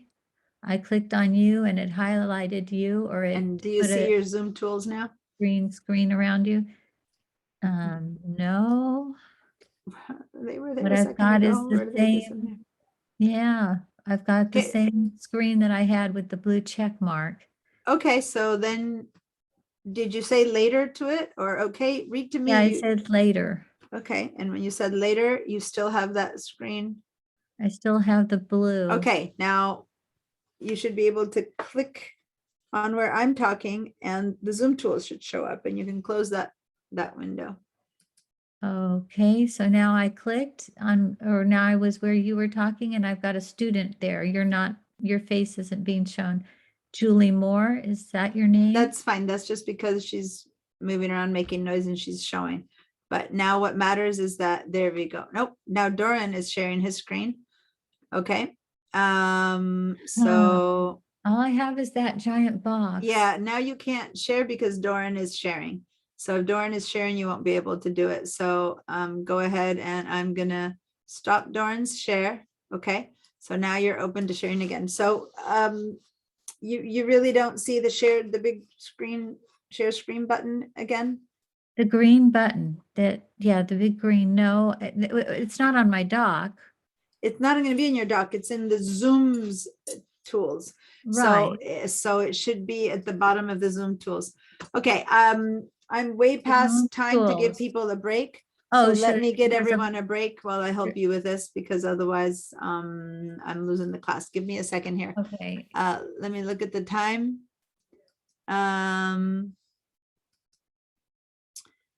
It's 10:38. That puts us at 10:48, 49, 53. So I'm gonna give everyone 15 minutes break.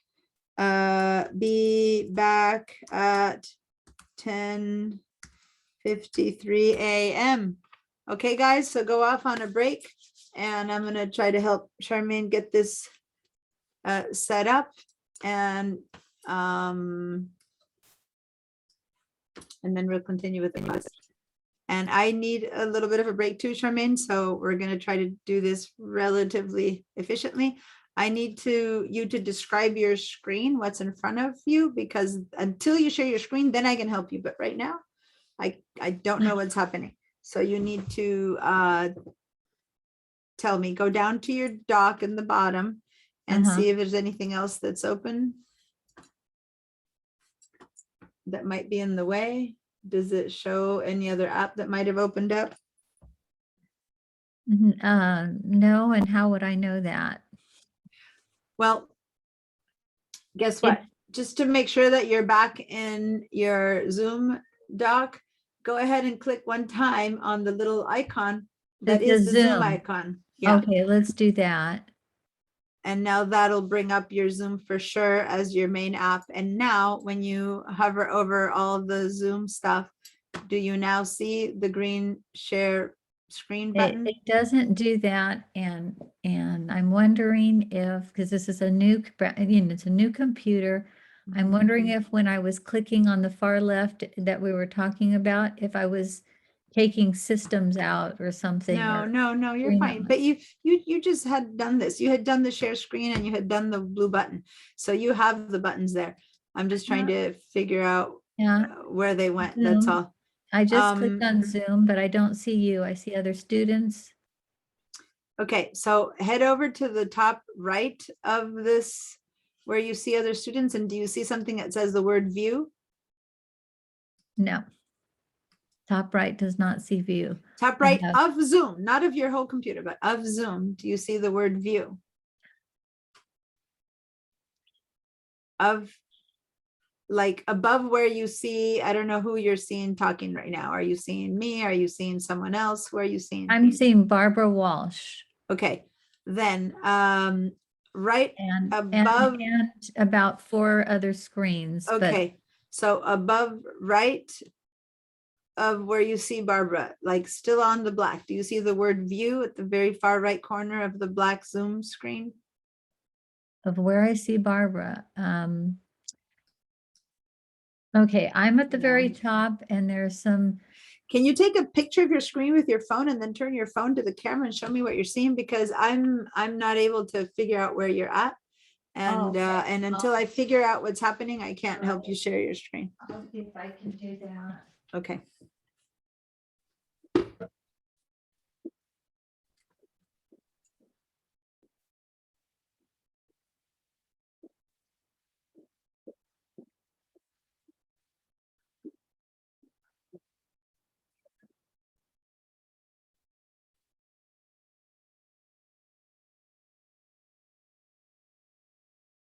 Okay, my phone's not coming on.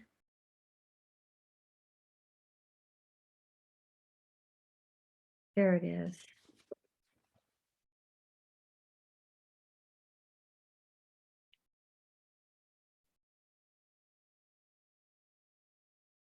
It's taking a while for the phone to come on. Okay.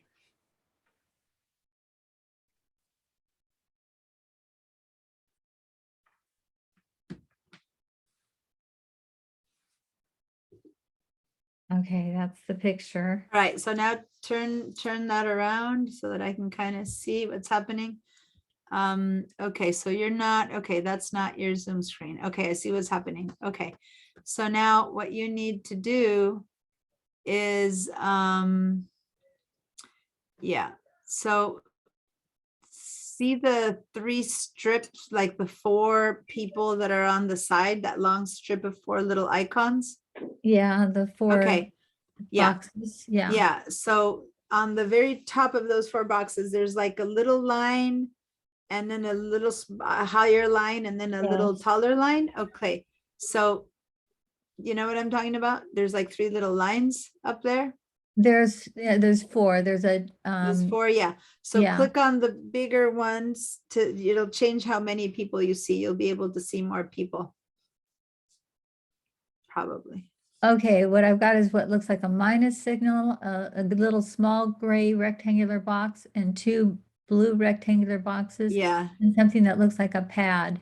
yeah, with go ahead and numbers. click on the different ones and you'll see how what you're seeing is different based on what you click on. Yeah. See how those are changing? Do you see one where you go back to seeing the full screen? Or No, the there's big- the big blue me? one just erased all of them except me. yeah, that's the minimal one.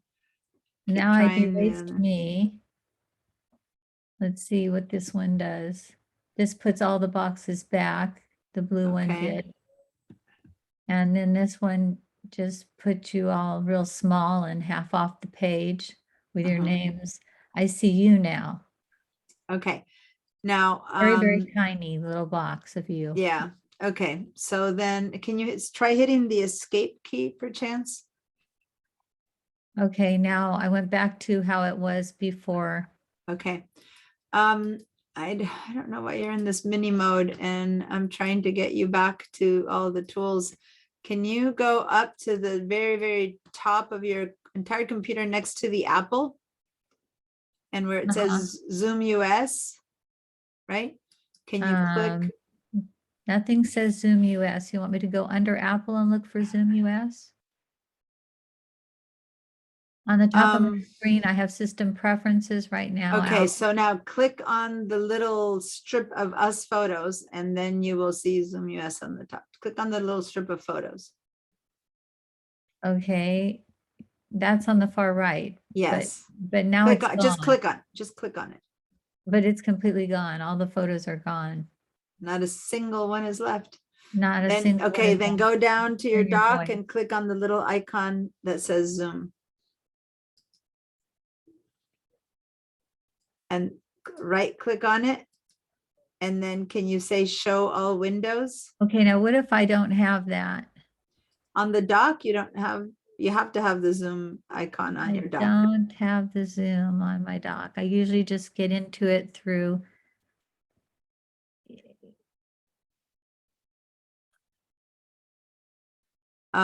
If the application is running, it's in your dock. So when, okay, are you seeing your dock?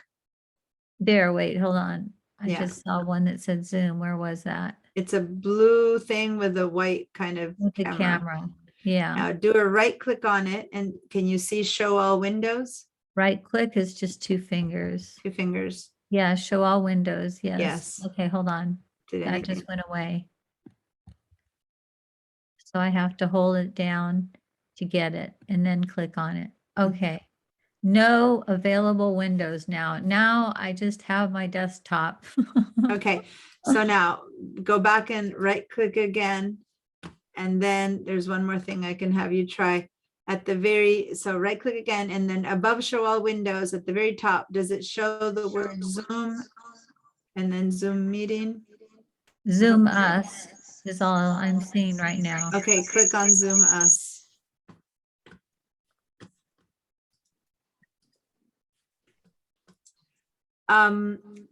You know what?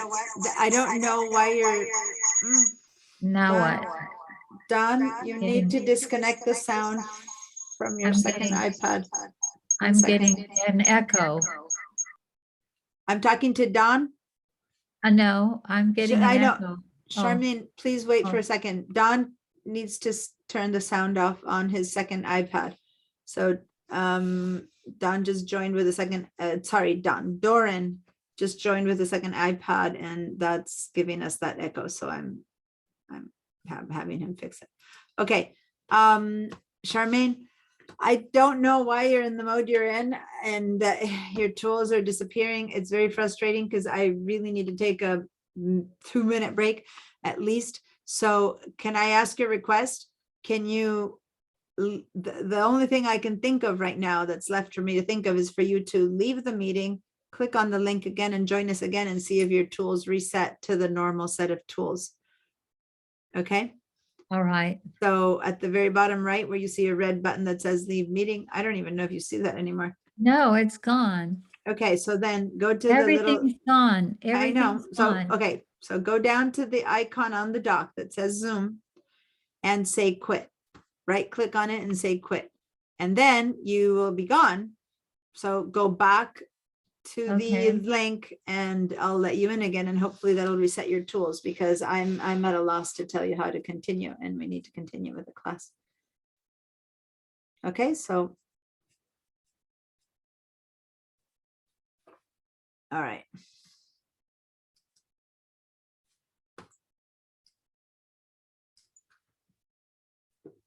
Oh, now she froze, but she's still there, so can't let her in until she leaves. I don't know if you can hear me, Charmaine, because you're frozen. You don't seem to be leaving. You just seem to be frozen. Something's not working on your Zoom, and I don't know what it is. Okay. Oh, there, she dropped out. Okay. All right.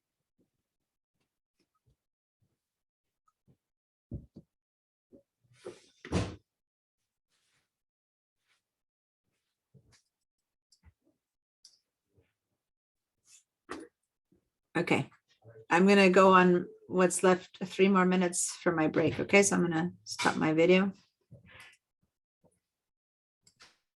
Take 5.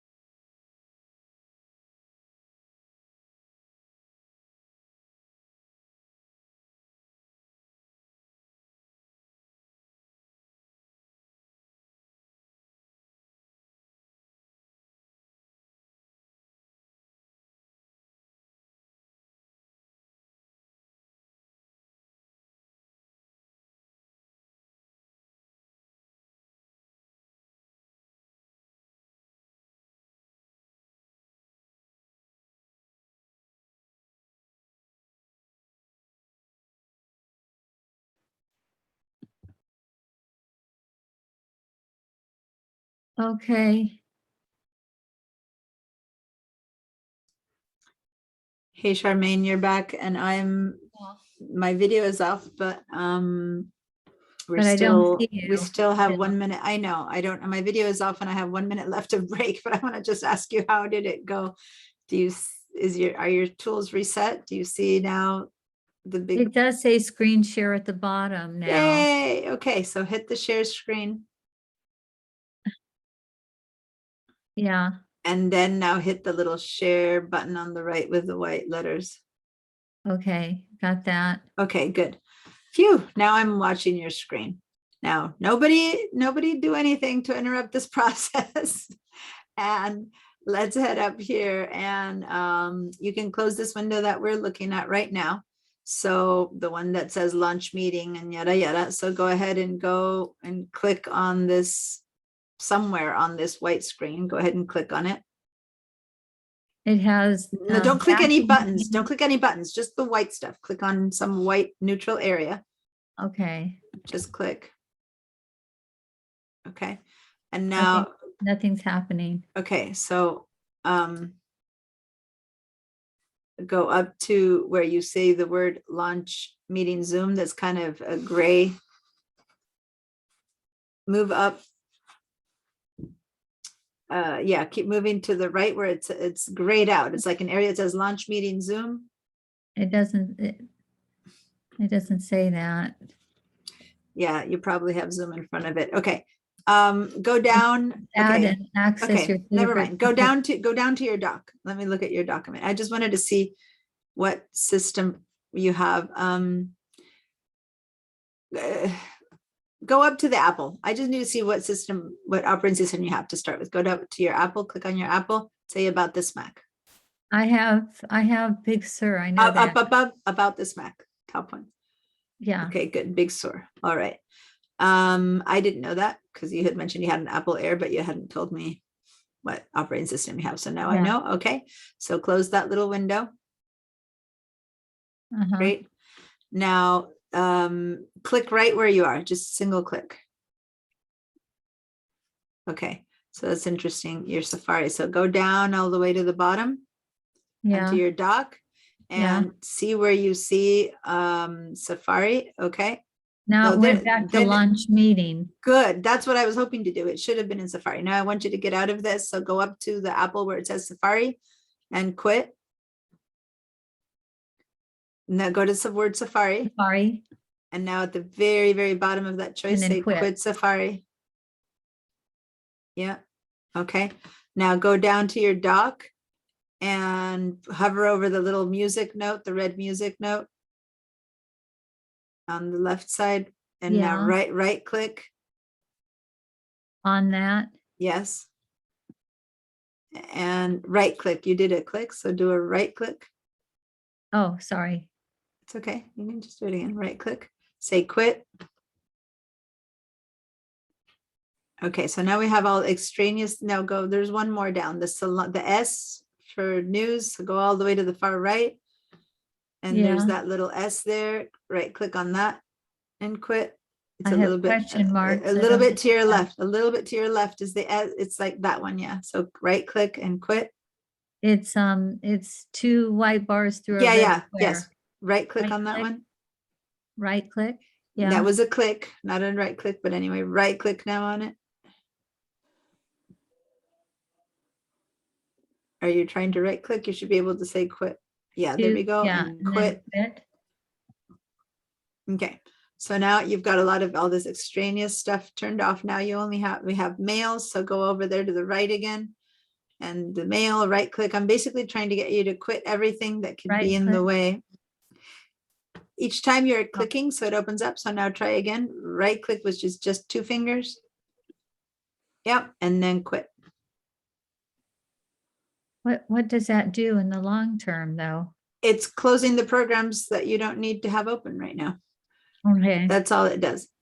When you want to open them again, you just click on the icon and they open again. But right now, it stops from having a ton of programs run at the same time that right, are unnecessary there. okay. now, so- You have a lot of stuff on the desktop. we won't be dealing with that in this intro to the Mac class. We'll be dealing with all of this stuff in the next one, in the level 1 class. We'll teach you how to handle all this stuff that's on your desktop, because otherwise right now gets really complicated to do that. You were saying you didn't have any empty space. And this is partly why, because you have a lot of, material on your desktop. So Yes. now what I'm I'd like to trying get to rid of it. yeah, those question marks will, so by the way, it's past 10:53, so probably hopefully you're all back from break. And the reason I'm here is because it took all break, but we finally got, Charmaine had to sign out and sign in. Something weird was happening with her Zoom, but now she was able to share her screen. So, But now I don't have you.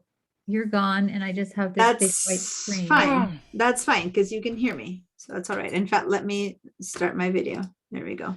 Because I wasn't, I forgot I had turned my video on because I was technically on break. I laugh at my technically, but so I want to show everyone some things using her share, but I am drawing a blank as why at first we were sharing something wasn't working for you. So the App Store. I was trying to remember where we were at, because then we got in. Diane, what's the name of that rocket ship? It's the launch pad. You can Thank you. search for it on the with the spotlight. Okay, so back to Charmaine. So I was asking her to open the App Store, and at that point she said something strange was happening.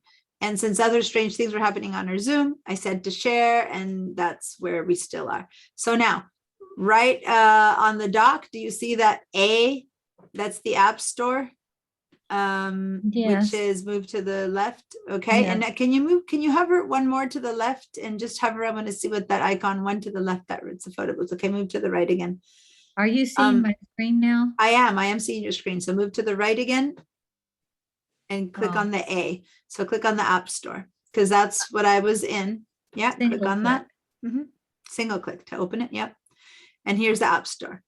Okay, so this is where it says to sign in. This is what I was sharing with you guys before, that when you need to sign in with your Apple ID. Now go ahead and click on the sign in. Well, it has my husband's old business. All right, for so Apple then, ID. okay, so then cancel out for a second. And what we need to do then, close the App Store, go ahead and go up to the App Store name at the top where you see the Apple ID, the Apple icon. The very top left of your screen, Apple icon. Top left of your screen, Apple icon. The Apple icon is always on the top the left of Apple your screen. icon, Yes, okay. and on the right, you will always see the name of the application that's running, which is the App Store. So click on Yes. that and say quit at the very bottom, quit App Store. Okay, so we first need to find out what Apple ID is on this computer. So open up your system preferences, which everyone go down to your dock or do it from the Apple ID. It doesn't matter. Open up your system preferences. Okay, Yes. and now up at the top, it has your name. Yes. Right? So click on the little icon that says Apple ID. So this is a review of what we did last week. Click on that. And that thing that says there under your name, datecharm99@gmail.com, that's your Apple ID. Okay.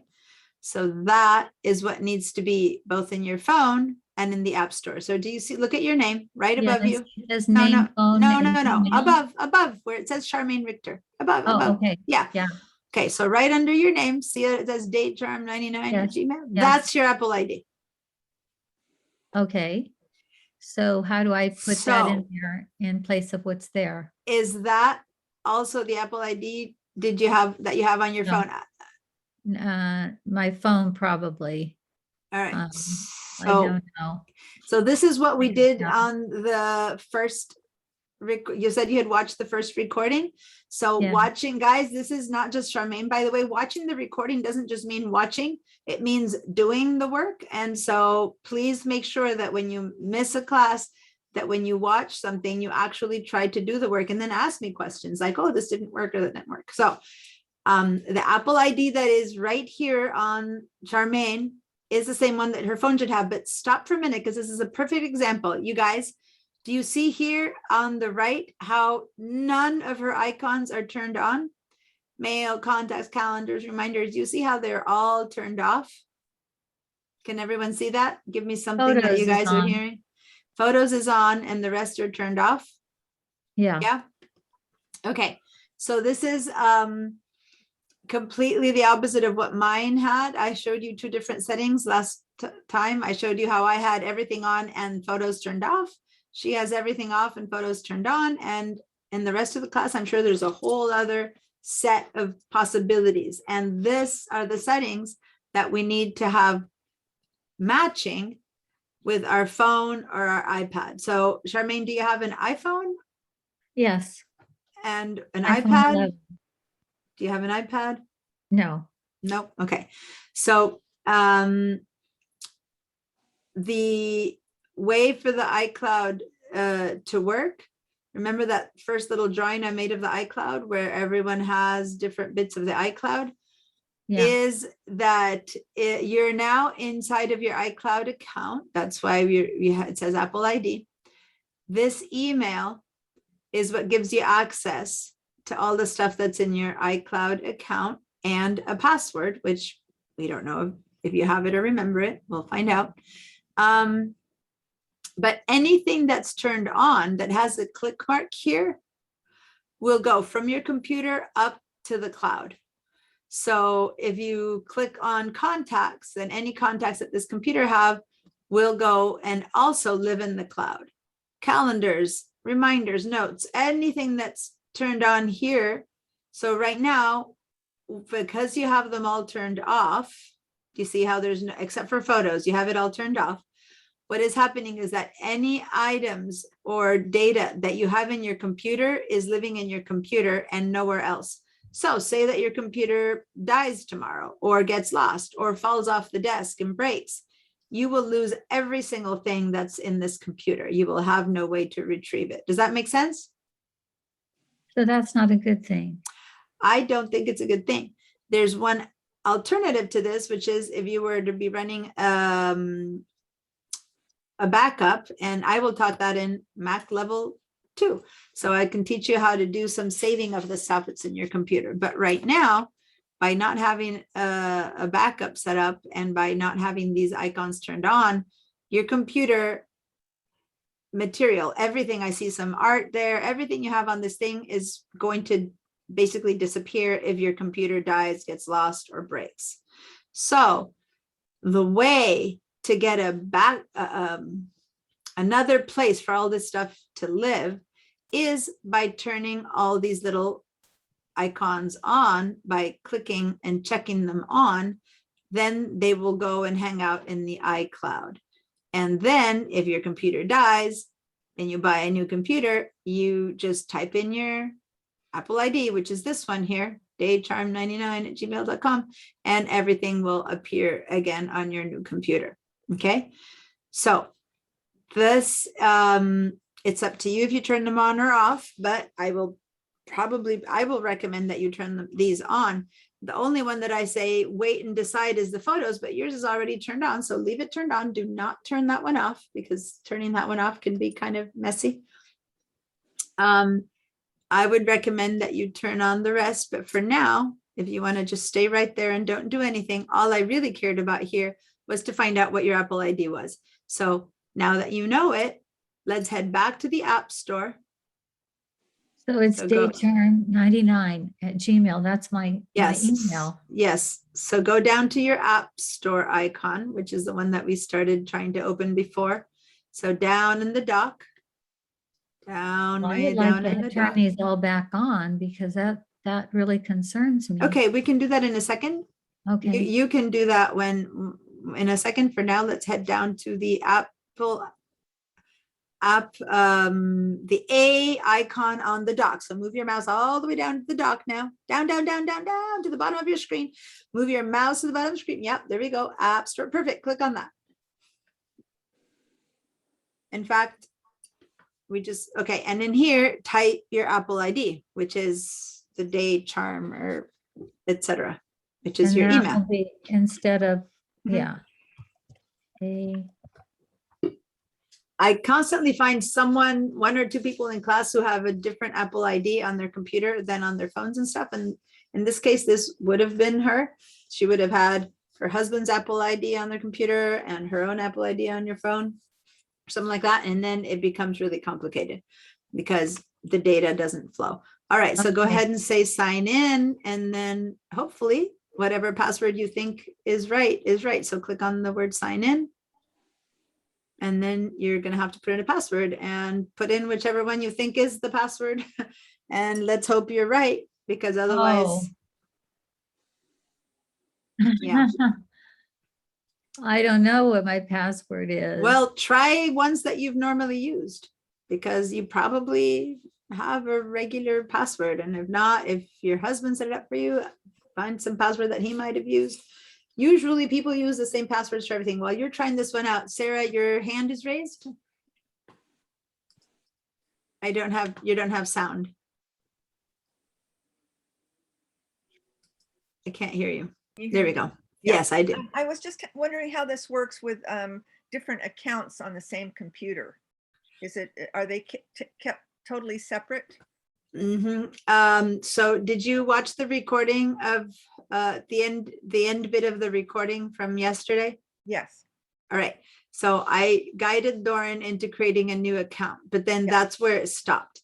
So what you do is when you sign in as Mary, that one, you install the Apple ID for Mary. When you sign in as John, in that one, you sign in with the Apple ID of John, and they are completely separate. Okay. So since you do have that, so I don't know, did you set up a new account? I did. Okay.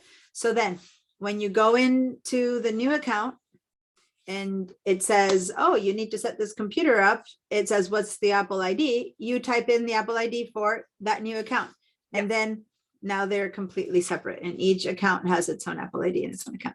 Okay, so I'm looking at what's Okay. happening here, and what It's, seems to happen is that you need to probably figure out what's your Apple ID. So, I just think I have it now, maybe. oh, okay. Nope, it seems, okay, so I'm gonna let you keep trying on your own. We got you this far. You need to click on, if you try a bunch more times and nothing happens, then see how underneath there's a choice called forgot Apple ID or password.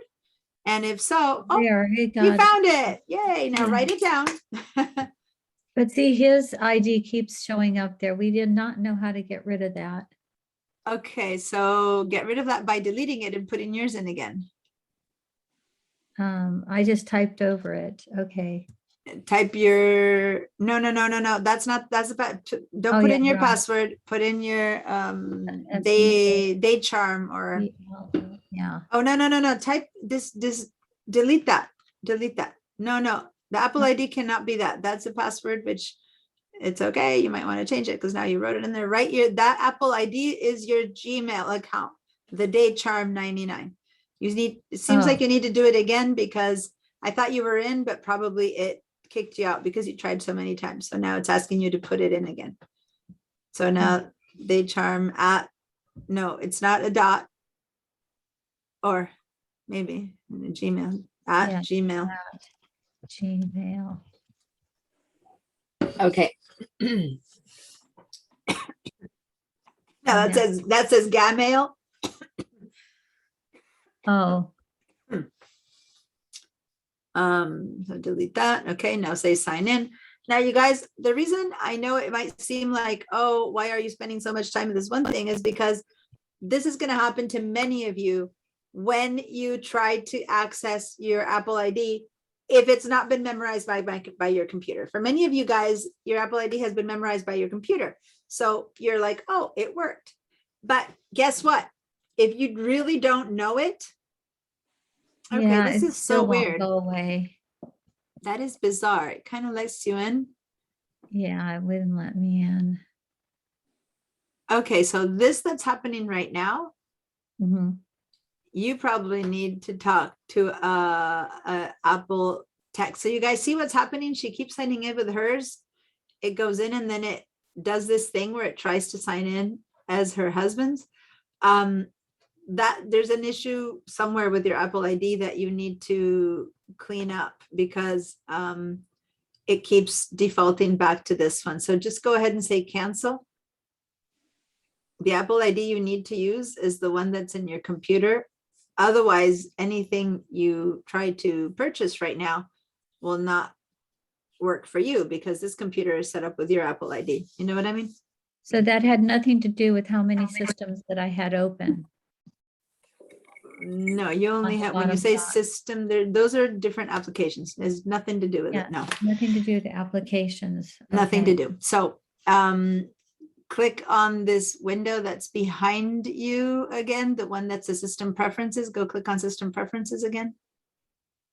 Go click on the icon for system preferences and it'll pop up. So you guys see what's happening to her in front.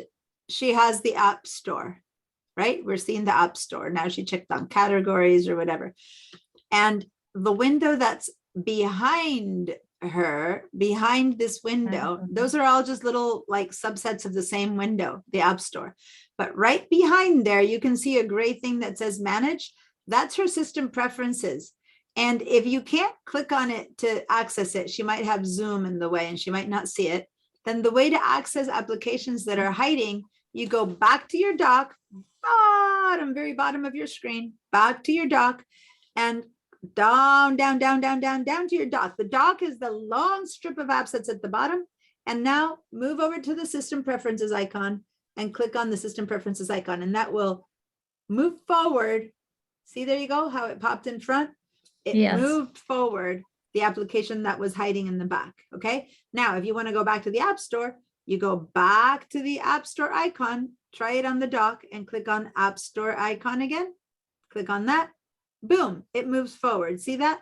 Now go back to the system preferences and click on the system preferences and Now you went away and now I yeah, have because you're clicking and dragging. So just click on system preferences now and just click. By dragging, it kind of hid the other one.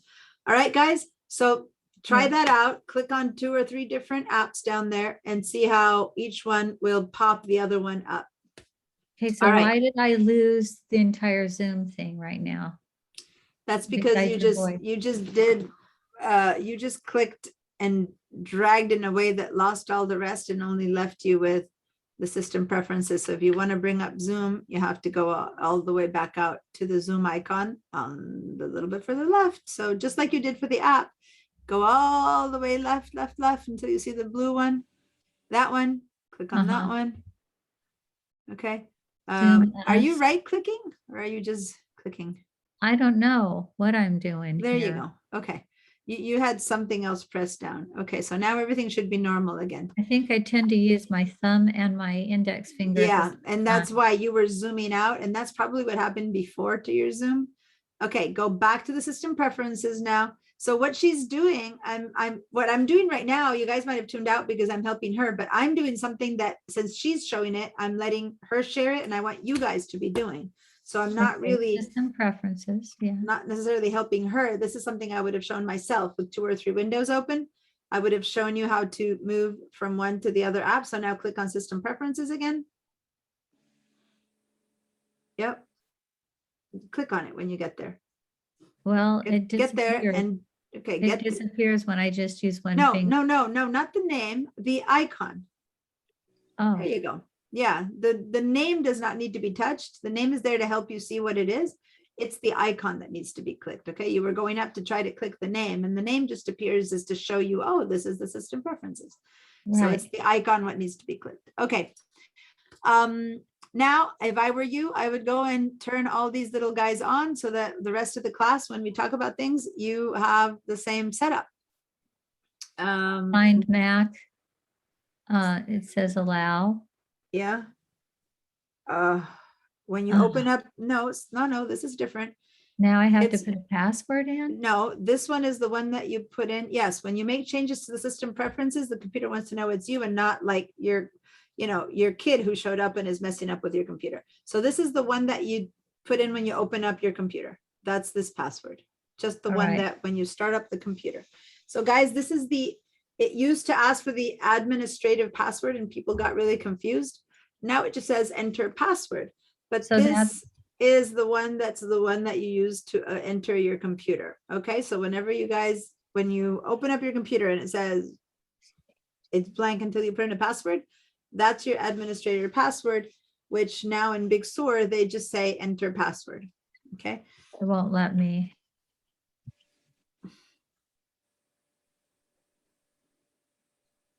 this is not the Apple ID. This is just, Okay. yeah, it there did we let go. me now. All right, so now keep going up.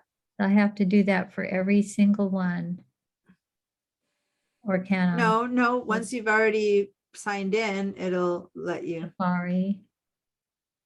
Do say you want to okay. merge your bookmarks? Yes, say okay. This is because you had them altered. I don't know who set up your computer for you.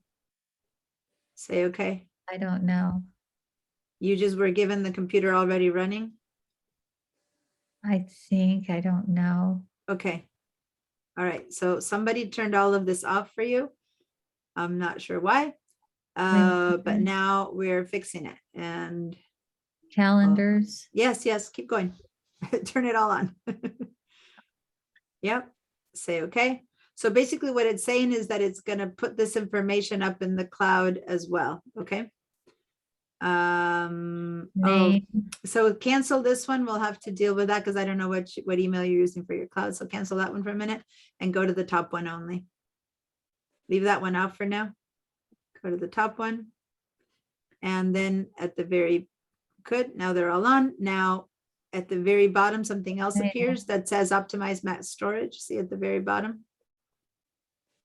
Keep going and outside of the gray, yeah, click on that optimize Optimize max max storage storage. and good.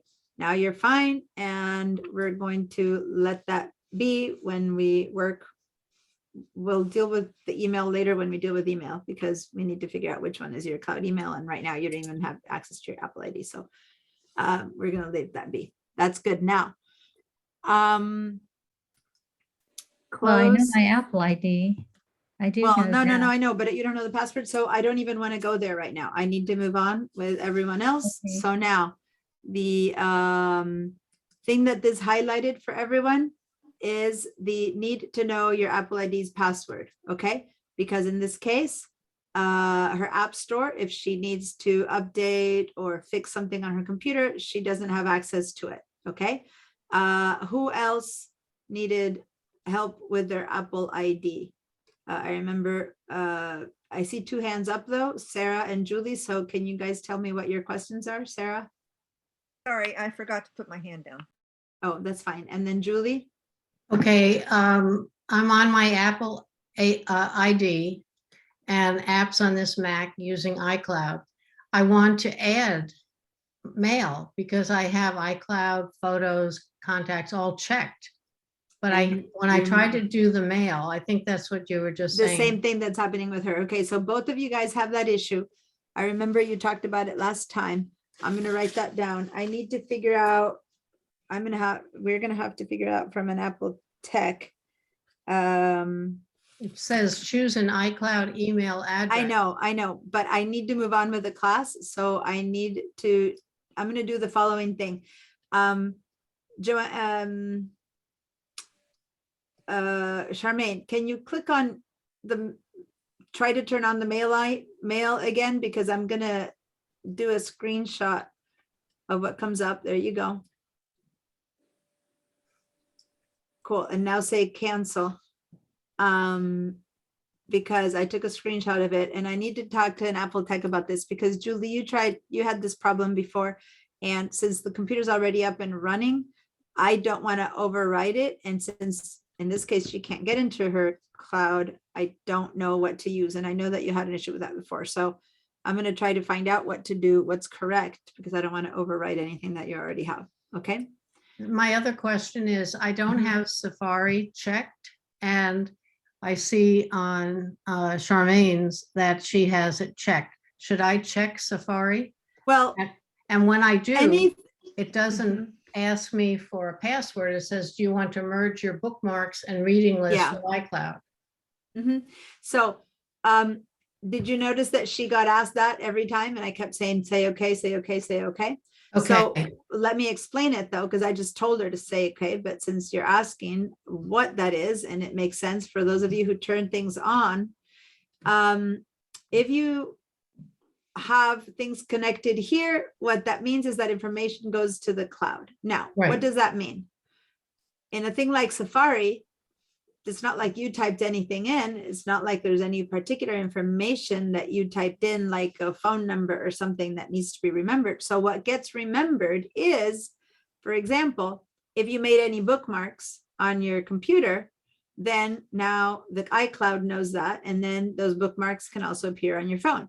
Or if you made any bookmarks on your phone, then iCloud knows it, and thus your computer also knows your bookmarks. So Okay. it's just a matter of information flowing back and forth so that your Safari is the same on your phone as on your computer. okay, So but I when have you an first- Android. So when you first try to turn it on, it asks you, oh, do you want to merge the information? Because possibly you have a bookmark on your phone and a bookmark on your computer, and they're different. And so when you say, do you want to merge? Now both bookmarks will appear available to either the computer or the phone. But I have an That's what it Android. means. I have an Android, so this would not apply, correct? You can use Safari on Android if you download the app, but you probably haven't. So it still matters.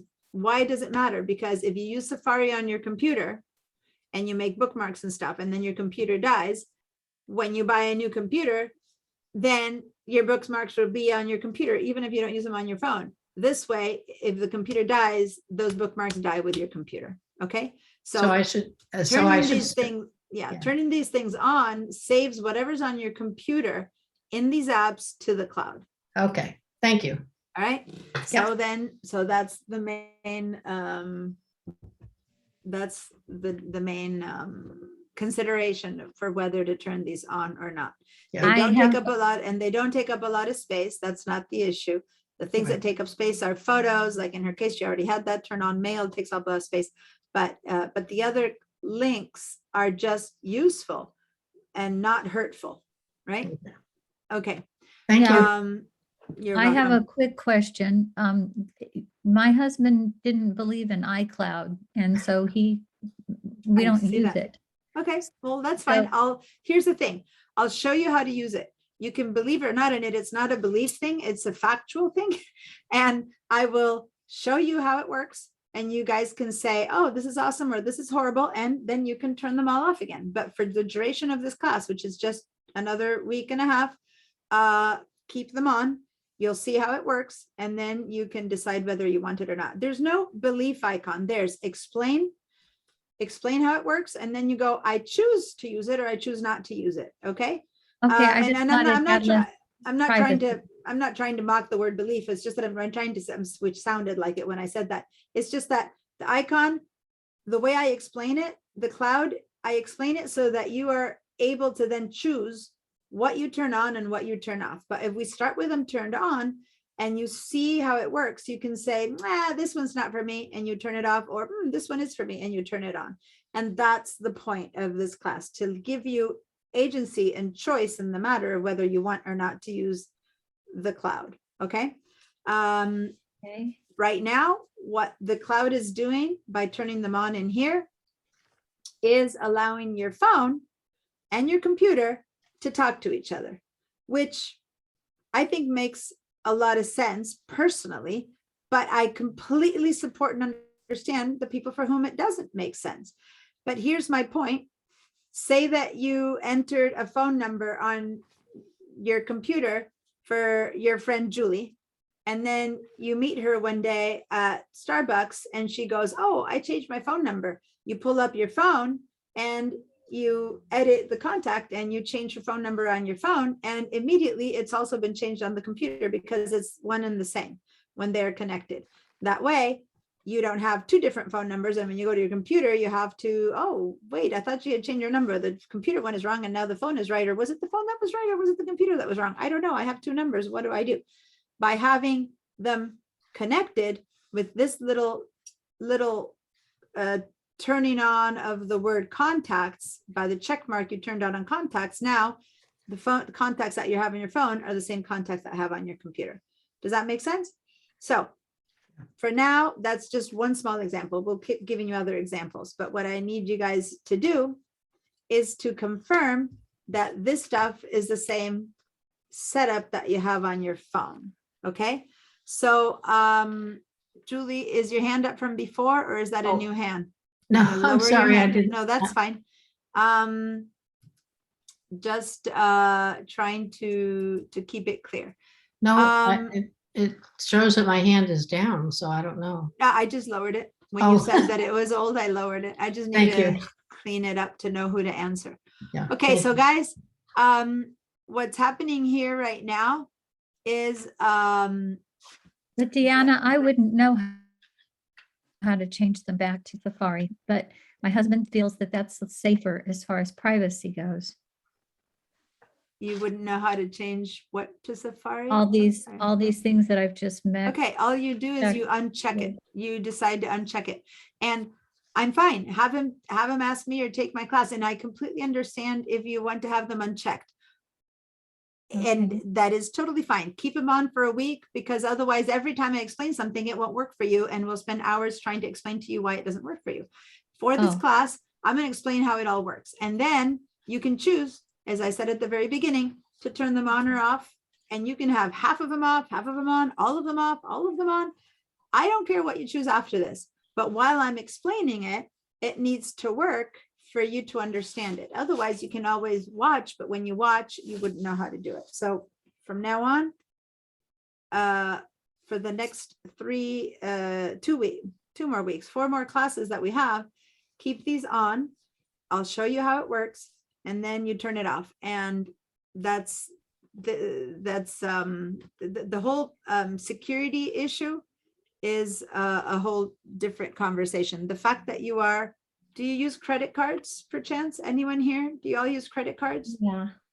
And I'm just asking that because I do have people in the past who are cash only, no internet, no social media, no Facebook, no anything. Basically, they could go into the mountains and disappear and no one would be able to know anything about them. There'd be no trace. The moment you pick up a credit card and use it, and you've crossed the country, if you cross the world, they already know where you are. So, the whole security thing is important, and also to be taken with a lot of caution. If you are a tremendously famous person, like if you're a star or, in your arena, you're someone that people might want to hack because you are someone who has information on their computer that is really valuable, you got to be really, really careful. But if you are a regular, normal, run-of-the-mill person who just, is a person, there's no more security or less security in having your stuff on the cloud or not, because they can hack you just because you have an internet connection. They can come to your computer and enter your computer through the internet, cloud or no cloud. The cloud is not specifically more or less dangerous than, say, buying something at Target, because Target can get hacked and they'll know your passwords, So I really want to, this is a question that comes up every class. Usually I talk about it a little bit later. I'm talking about it right now because I like to talk about things in context. And all that matters is that you know your passwords and you keep them safe. And in this case, you don't know your password. So that's important.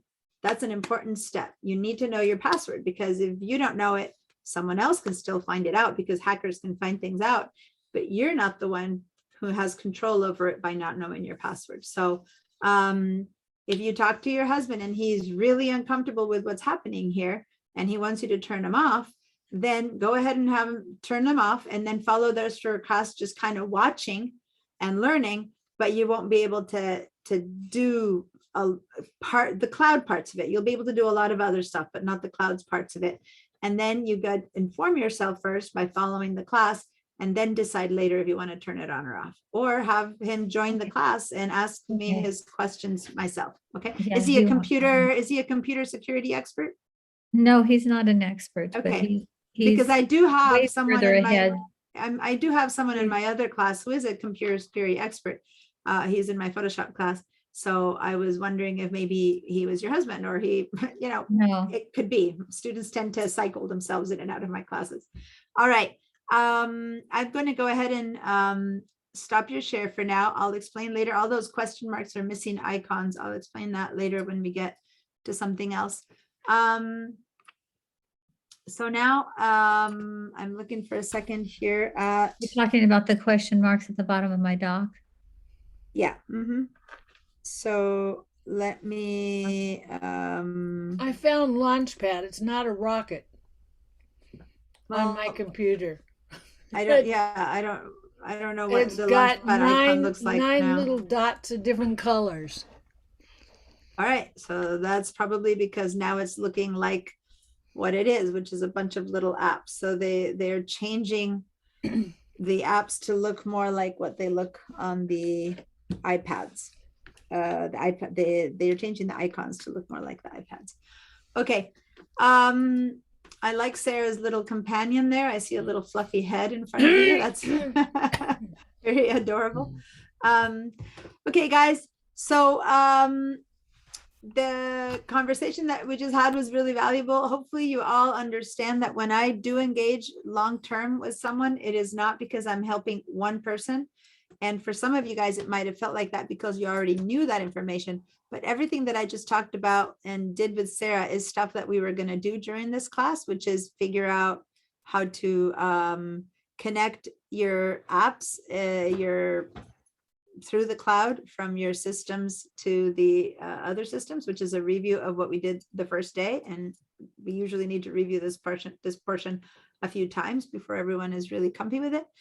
And the other part was the importance of knowing your Apple ID so that you can keep control of your stuff and your information. Now, if you choose, such as Charmaine's husband has chosen to not put things on the cloud, which it's a perfectly good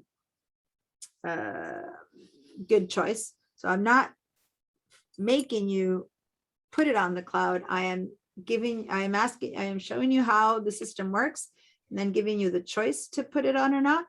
And the choice is click it on, click it off. That's all the choice is, right?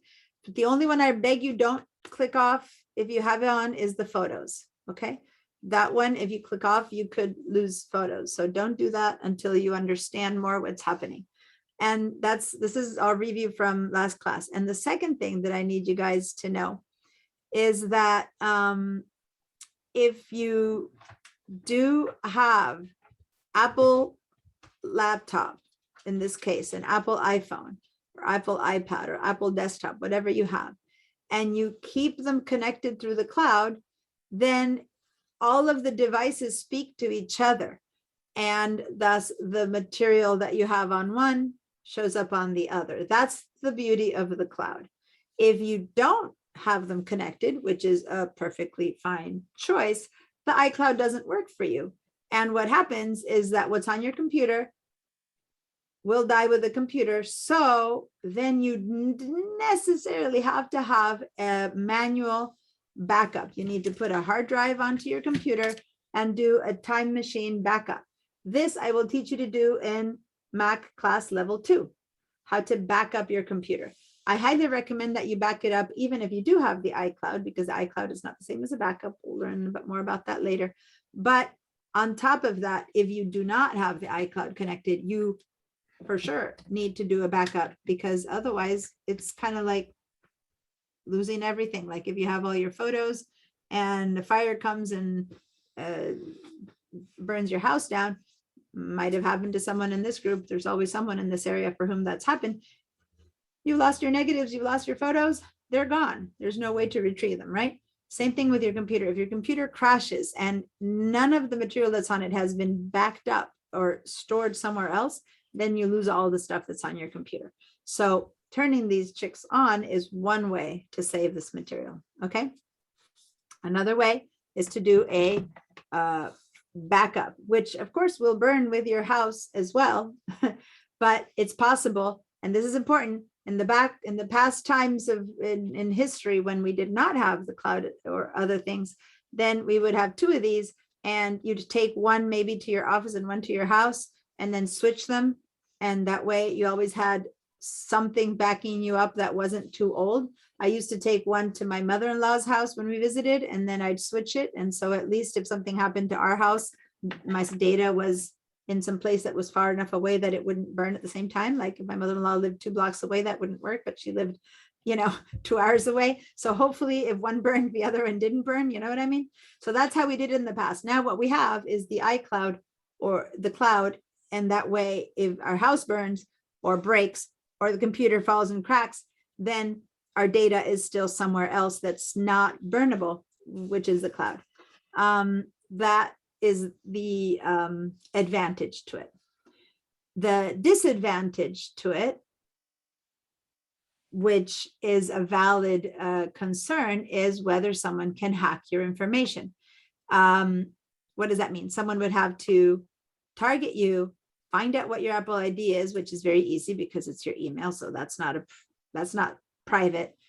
But what your password is what's private. And then they get into your account and then they look at your information and they steal your information. They'll steal your friends' phone numbers and contacts or your appointments or look at your photos.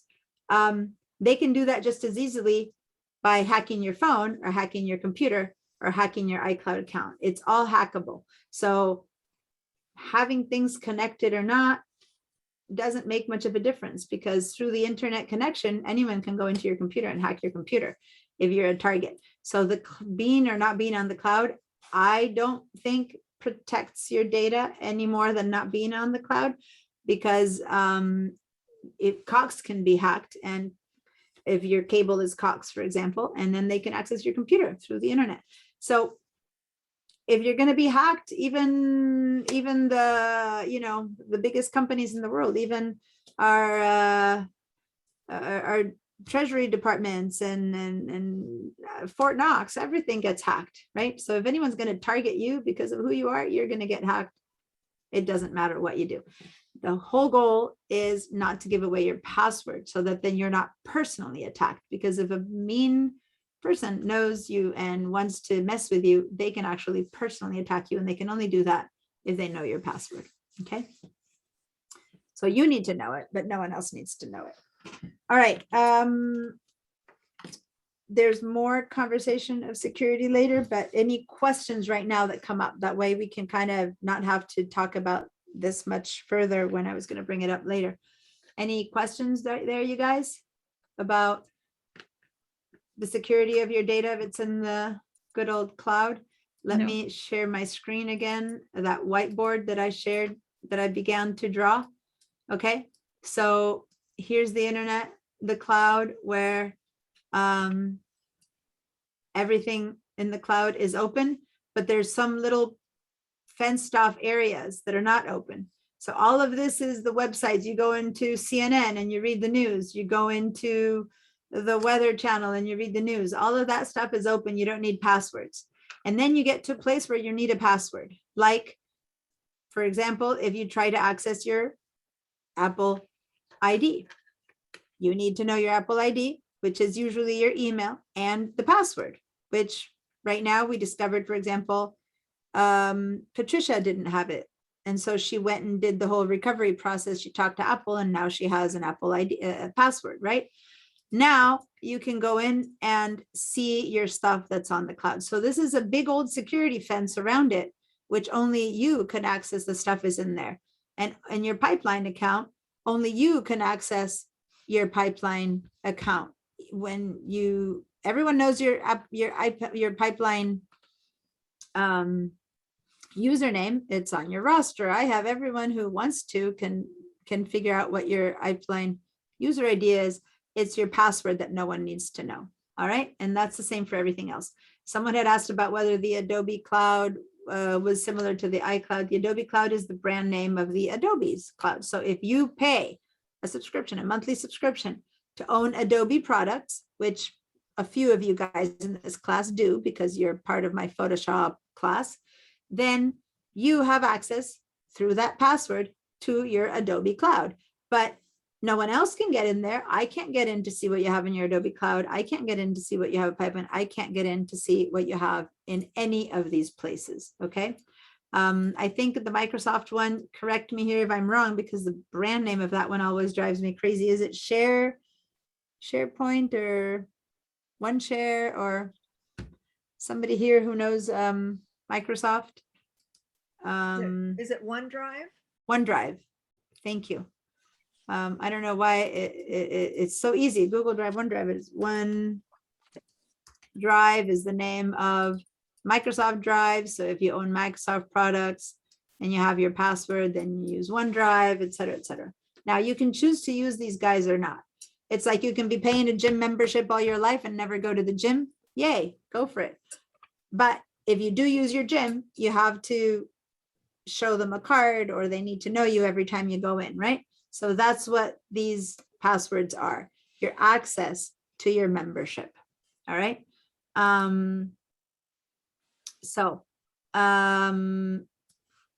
There are bazillions of private sectors of the cloud and you access them knowing your account and your Apple ID. How many of you guys do your banking online?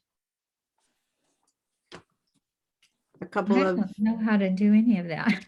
Well, I do. Mhm. I It- pay all my bills online, everything online. Yeah, well, that would make sense, Charmaine, that you wouldn't do that, especially since your husband is concerned with security. So it's probably not something that your family has started to do. And that's fine. You No, still do it he in does person. it. He does it, but I've not learned how to use the computer at all. Oh, okay, great. So then if he does, you would know, all of you who do something like banking online know that you don't let anyone access your account just because it's online. You have to go in there and put your account number and then put in your password before you access your funds.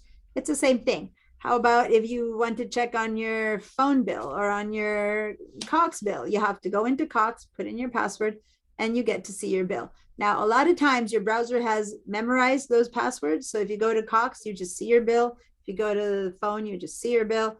If you go to the bank, I highly recommend not memorizing that password. I don't think your password for accessing your bank account should be memorized. You should always remember it yourself. But once you start, the computer starts memorizing those passwords, you just get into all those places. It's no different with Apple or Google or cloud. It's private places that you need to have an account and a password to access. Okay. All of Well, them, Diane, Mhm. are you gonna cover that? There's a little program on the Mac that stores all your passwords. Yeah. So there is a program on the Mac, and I'm going to write the name right here, which is called Keychain. Okay. And what Keychain does is it stores your passwords. It stores all your different passwords, and you only have to remember one I did too. password. Okay, Diana, how long So- does this class last? until 12:15. Oh, it said in the book 9 to 11. Okay. So No, I haven't 9 even, to 11 is lab, and whatever 11 to 12:15 is lecture. So you can watch the Okay. recording for the rest of the class if you need to go. That's fine. okay. Just watch the recording later. Okay. Okay. Are you gonna cover that What? keychain? By the way, Charmaine, one second before you leave, Yeah. can you stay with me? I'm not going to send the recording link out. People have to go find the recordings. So I'm going to be in a problem with you, because by not staying behind to find out how to get to the recordings, you won't be able to watch the recording. So send me an email asking me for the link to the recording, so that then you can watch how to access the recordings if you're going to leave now. Or if you're going to go grab something and bring it back and eat and stay in the class, then do that too. Your choice. But I know that you don't know how to get to the recordings. So Oh, I won't be emailing them each time like I did yesterday. That's all. So Oh, no. email me later and ask me how to reach the recording, and I'll send you the link to the recording. Okay. okay. Okay. And I do need you guys to watch the recordings if you miss a piece, because I don't want to be going backwards and re-explaining the next day everything I explained the first day. Okay, so I do want you to ask me questions that you didn't understand, because when you're not in person, when I explain something, you might not understand it. So I want you to say, watch the recording and I didn't understand this. Can you explain that? And I'm happy to review, but not to completely redo everything. Okay, you guys? Yes. Yeah. All right. So a keychain program is the program that you might have noticed in the preferences, in the system preferences. You could turn on or off the keychain. Okay. It was one of those things that you could click to say yes or no to. And I'm going to go ahead and change my screen so that I can share my system preferences again. There you go. And over here, nope, it's not a system. It's not in the system preferences. It's in the utilities. Let's see, I thought it was here, but it's not here. There's an app called Keychain in the utilities. So I'm actually going to change my share again back to my desktop right here. So here I'm going to move over this thing. Oh, let me Debian. And how you access your keychain. And now I'm going to explain a little bit about the spotlight. Is when you don't know how to access something, and you can access the keychain through your applications, through your utilities, or you just don't know. You want to know where the keychain is and you have no idea. It's not one of the icons that's down here. You know that I'm saying that there's something called the keychain in your computer. So you're like, okay, if she says so, it must be there. So how do you find something that you don't know where it is? We use the spotlight, and the spotlight is just a general search for your computer. And where that is way at the top right. You have a couple, 2 or 3 little icons, but you have up here on the top right. Let me put a little red color on the top of my mouse. Here we go. Far right, there's that little search icon. You click on that search icon and a spotlight search pops up. And right there, I want you to write keychain as one word. Okay, keychain. And when you write keychain as one word, then it'll say top hit, and you'll see a little icon. I texted that I was gonna go. Whoops, I'm gonna mute. I'm gonna mute. There we go. I muted her. Okay, so, and I need to go back to my cell line. Did you all find this keychain access No, popping up?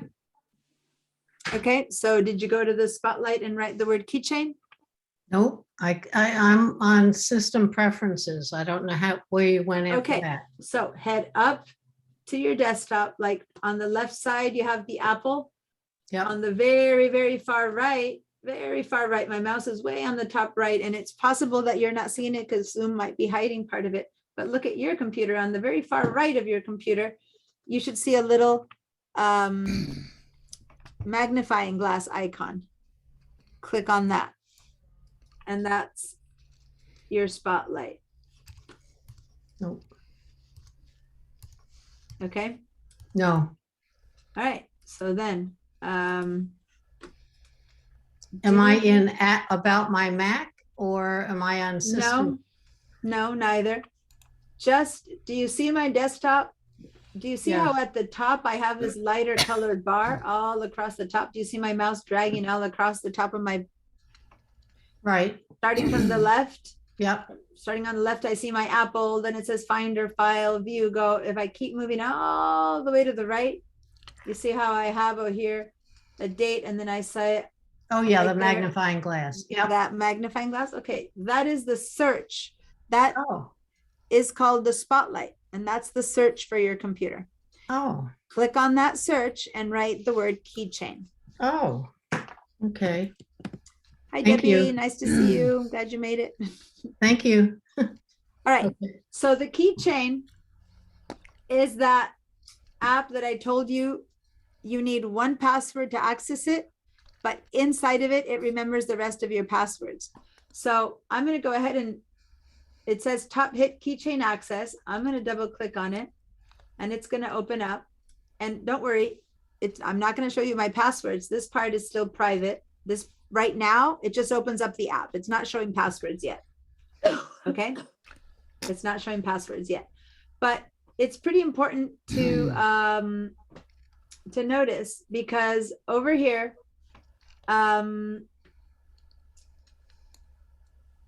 give me a second here. I'm gonna click on, there's one place. Oh, there's a lot of stuff in there. It needs to be I cleared know, out. I know. Hold on. I'm, 1 second. I'm just trying to make sure that I don't publish anything that's, there we go. So there we go. I just needed to, now can you see my keychain again? Yes. All right. So here's the thing. These are all possible things that use keychains in my computer to log in. If I go to the cloud, these are things that maybe my computer is remembering for things that I put passwords in on the cloud, which is a ton of them. Okay. Then here I have passwords for my system and then for things that are my system root. So you don't want to probably change any of this stuff. What you want to know is that you can access all of these passwords if necessary. How would you do that? Well, you can, for example, click here on passwords, or if you don't even know how to find it because there's so much stuff going on, then what you do is you go to the search and you say, for example, my password for, I don't know, maybe you have an account with Macy's, maybe you have an account with Target, maybe you want to see what Apple ID password you have. So I'm going to write Apple ID, right? And so it's going to look for passwords. I don't have my Apple ID password saved, so that one didn't have it. But maybe, I don't know. I think I have a Target account. There we go. So I have a Target account, right? And so here it'll tell me how I logged in. And if now I want to find out the password for that, I double click on it and it won't show me the password until I sign. So I'm still not showing you anything private. If I click on in here to see the password, it's going to make me unlock with that one big password that I just told you that you have to remember. So when you first set it up, it's going to, it's going to ask you for one password that we're going to use. And then here it can, with that one password, when you say, okay, show me the password, it'll say, oh, well, you need to tell me your password to see if I can let you see the password. You put that one password in, and then it'll show you what's the password for that account or for that item or for that thing. So that you keep one account password private and memorized, and then it gives you access to the rest of your passwords. Does that make sense? Is this free? Is this a free thing? Yeah, this is part of the Mac. The keychain is a Mac utility. Huh. Okay. So, Diane, yes. when you go to a website, oh man, all my passwords are so messed up. When you go to a website, you know, and you go to sign in, you've got your name or whatever, your sign in handle, and then the password. How do you get the keychain to put your password in? When your computer says, do you want the computer to remember this? You know how it tends to ask that kind of stuff? Yeah. That when you say yes, the thing that's remembering it is the keychain. So every So time it automatically puts it in? No, it doesn't automatically. It always asks you, do you want Safari to remember your password? It'll say. Right. But then, that's like, the say I go to Amazon.com because I Yeah. want to shop Yeah. and I can't remember the password to get in there. So, So if you had said to the computer, when the computer said, do you want to remember it? Had you said to the computer, yes, keychain would remember it. But if you didn't, then the computer already knows that you don't want Amazon password to be remembered, so it never asks you anymore. Well, I've Um, never set keychain up. What? I have never set up the keychain. All right, so all you need to do to set up, so when you first, let me see, keychain, I guess since I've had it on all my life, it's never asked me to set it up. When you just opened keychain, what did it say? Did it say, do you want to set up? What did it say? When you open keychain, did it open up to something? Because if so, it's already set up. Well, I'm looking at it and it keychain access and there's login, local items, system roots going down the left side. Yeah, so it's on. And all That's working. across the top is all items, passwords, secure notes. Yeah, so you have the same thing I have, which is this. So it's But set up. I've never set it up, but there's all kinds of stuff in it. Well, it's not about setting up. This is this is part of the computer. It's a system program. You don't have to set it up. It's not an application you set up. It's a system program that's already remembering a lot of stuff that you don't even use. These are just things that are part of what the system needs to know to use. Okay. So all of this is stuff that you've never needed to remember. But whenever there's a choice whether it needs to be remembered, then, for example, a browser will prompt you. Now, what I don't know is you want to override it. Like if you want to tell the browser to remember it after you've already said no to it, then I don't really. Well, I know Google will ask me if I want them to remember it. Yeah. And I've said yes, but I don't know how to access it, and then I end up getting another new password. Okay, so then the keychain is what you need. If people who keep getting new passwords because they can't remember stuff, you need to start using your keychain. It's as safe as anything else. You can also buy apps that do this. There's one called 1Pass or 1Password or something like that. There's apps that do that for you if you're not a Mac user. But if you're a Mac user, you can use keychain. If you're a PC user, you have to buy an app that does that for you. I think 1Pass or 1Password or something like that. Well, Google will do it. Yeah, but Google is the most unprivate. And I don't really want Google knowing anything. Yeah, I was going to say Google, I don't trust much. So I would prefer to use a really strong app like, I think it's 1Pass. I'll look it up, or Safari. 1 second, because Marcia's been raising her hand. What's your question, Marcia? Thank you so very much. I get notices from Keychain or from Apple that some of my passwords are probably compromised, and I need to change them. And I never know how to get back to that. I can't deal with it at the moment. I get the message. I never know how to get back to where that list is. Do you know how to do that? Yeah, and I thought it would show up here because I've had my passwords compromised myself too. And I thought it showed it here, but I probably already. Across the top, yours looks different than mine. Across the top, mine has all items, passwords, secure notes, certificates, keys, and certificates. No, well, I have it down here. See? So it's. Oh, yours is on the left. Location. It's on the left. I'm on Catalina. You're probably on right. On Big Sur, so it shows a Yeah, little bit differently. But anyway. I'm Big Sur, Deanna, yeah. and mine looks different than yours also. Okay, so I guess you can change the view, show by, sort by, other stuff here, right? So anyway, what I don't remember, because I did it, is that when I got a message that your password has been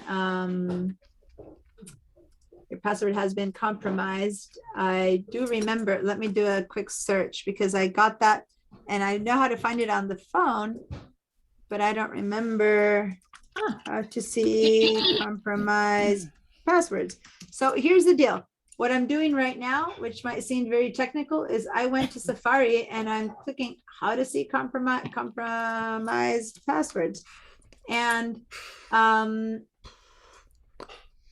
on the Mac, right? And launch Safari on your Mac. So how to check iCloud chicane password security, compromised passwords. And so basically, you can use either the Apple support that explains it, or you can use little blog people who tell you stuff. But say I go to Apple support and I click here on supportapple.com, and then securely store your passwords. When passwords are reused or part of a data breach, you can securely save them. And so here it tells you kind of what to do and what to not do. This might be talking, since it's talking about settings, this is probably talking about Apple. This is probably talking about Apple devices, the settings of Apple devices versus. When I had when I used to use my Toshiba to pay my bills, I had a Word doc, and I could lock it so you can open it without a password. Yeah. You know, just that one document, and I kept all my passwords in there. Yeah. So I don't want to do this part. If I do it here's two answers to that. That's good. And it's as good as your password to lock it, right? So if you use the same password for everything, then be careful. That's not good. You need to remember one password. But I have, in the past, something similar like that hidden somewhere in the computer. You can have something that's called something totally different, and you put some passwords in there. And, it's a low key version of security. Unfortunately, if in that document you even wrote the word password in it, then anyone who truly wants to hack you can just search for it and open it up, because hackers can do that. As I said, if you're someone really important, hackers will get into anything. If you're not so important, who's really going to care about your password, right? So it all depends. But over here, here's a good article on how to check for reused and compromised passwords in Safari. And I've done this on my Safari, but in order to access it, you need to put in your password and show it. So I don't think it's safe to show it in this cloud recording.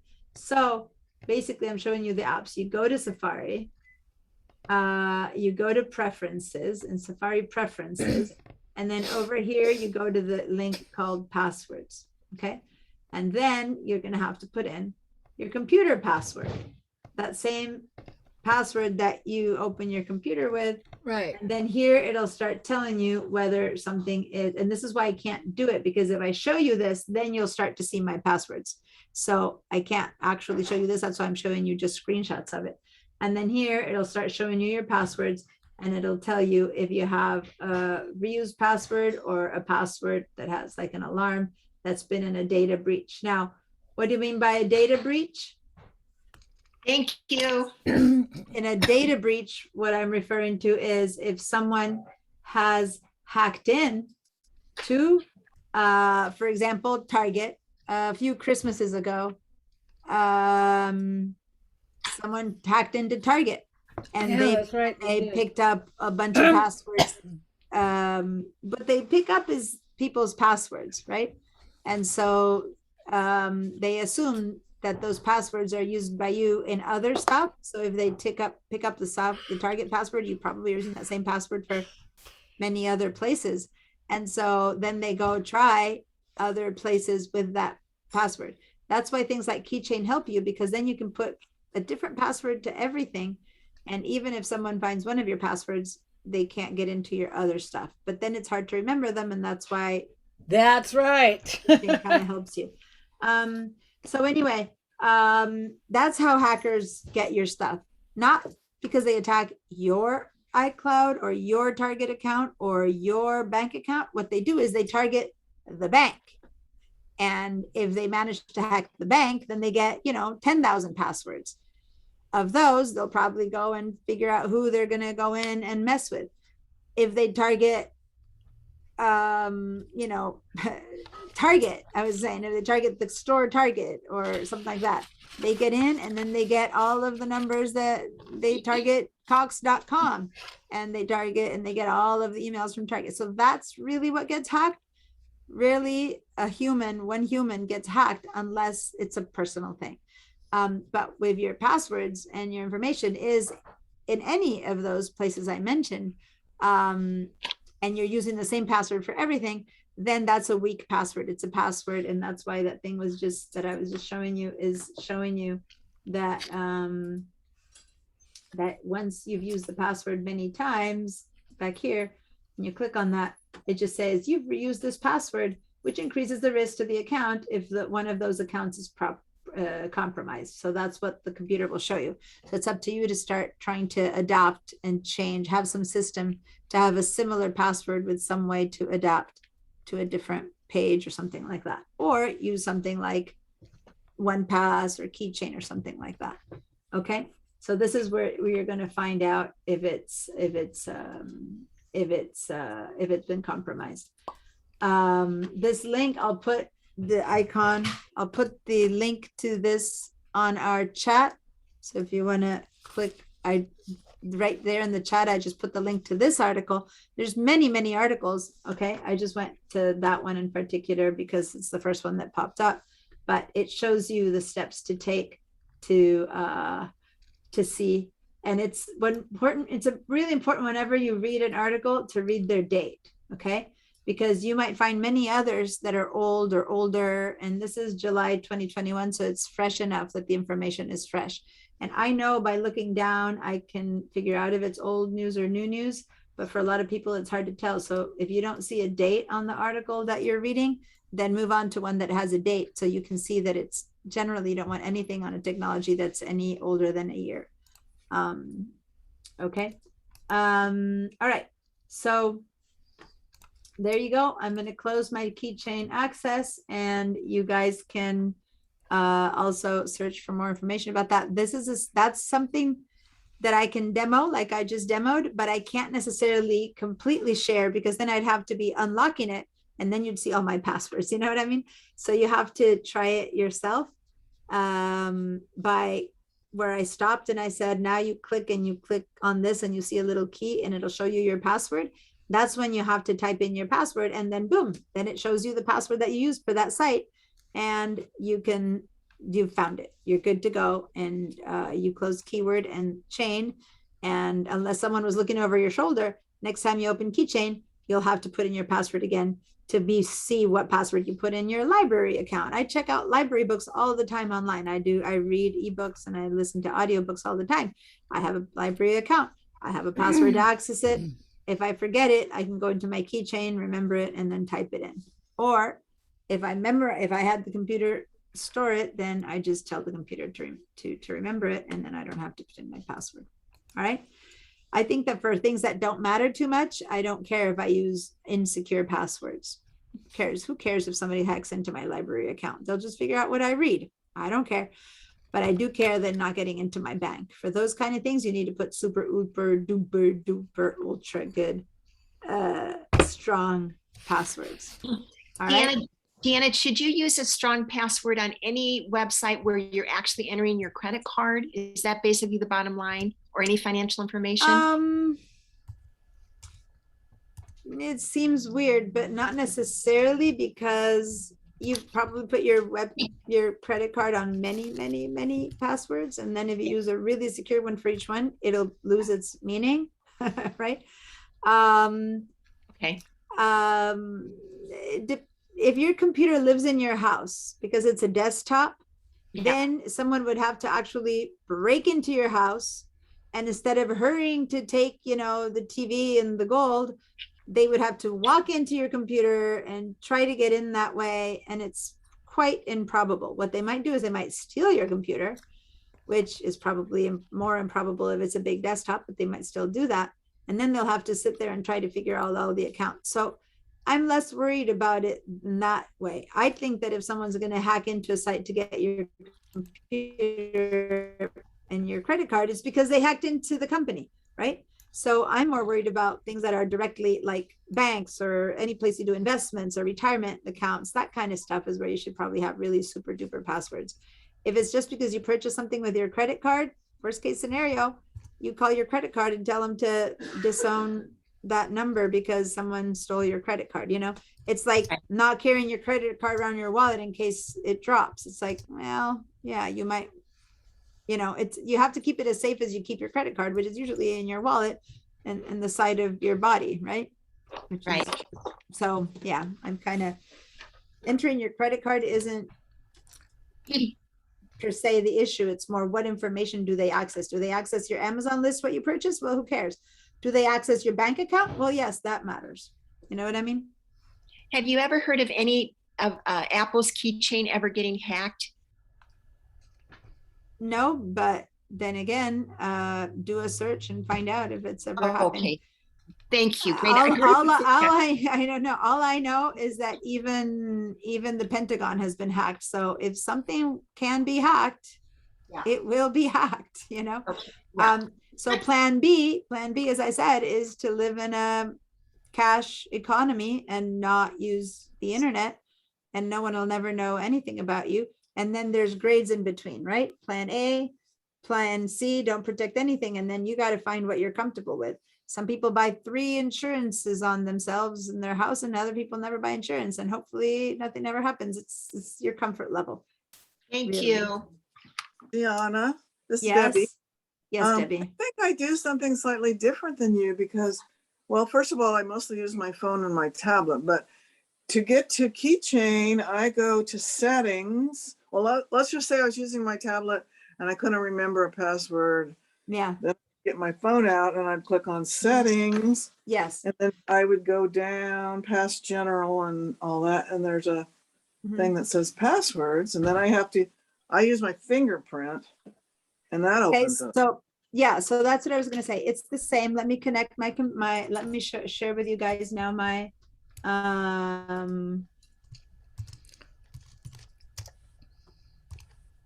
here we go.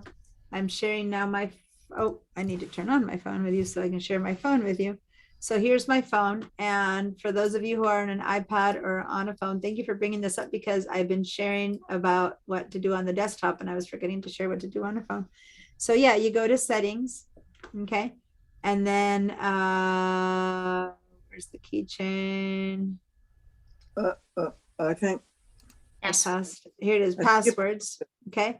So you go into passwords right there. So this is just the general, okay? It's at the very top of settings, both PC, both the iPad and iPhone.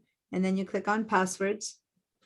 And then over here, and here's the problem, I'm not going to look at the face because if I look at this, I turn the phone away so it doesn't recognize me, or if I put a thumbprint in, it'll open up and it'll access the passwords.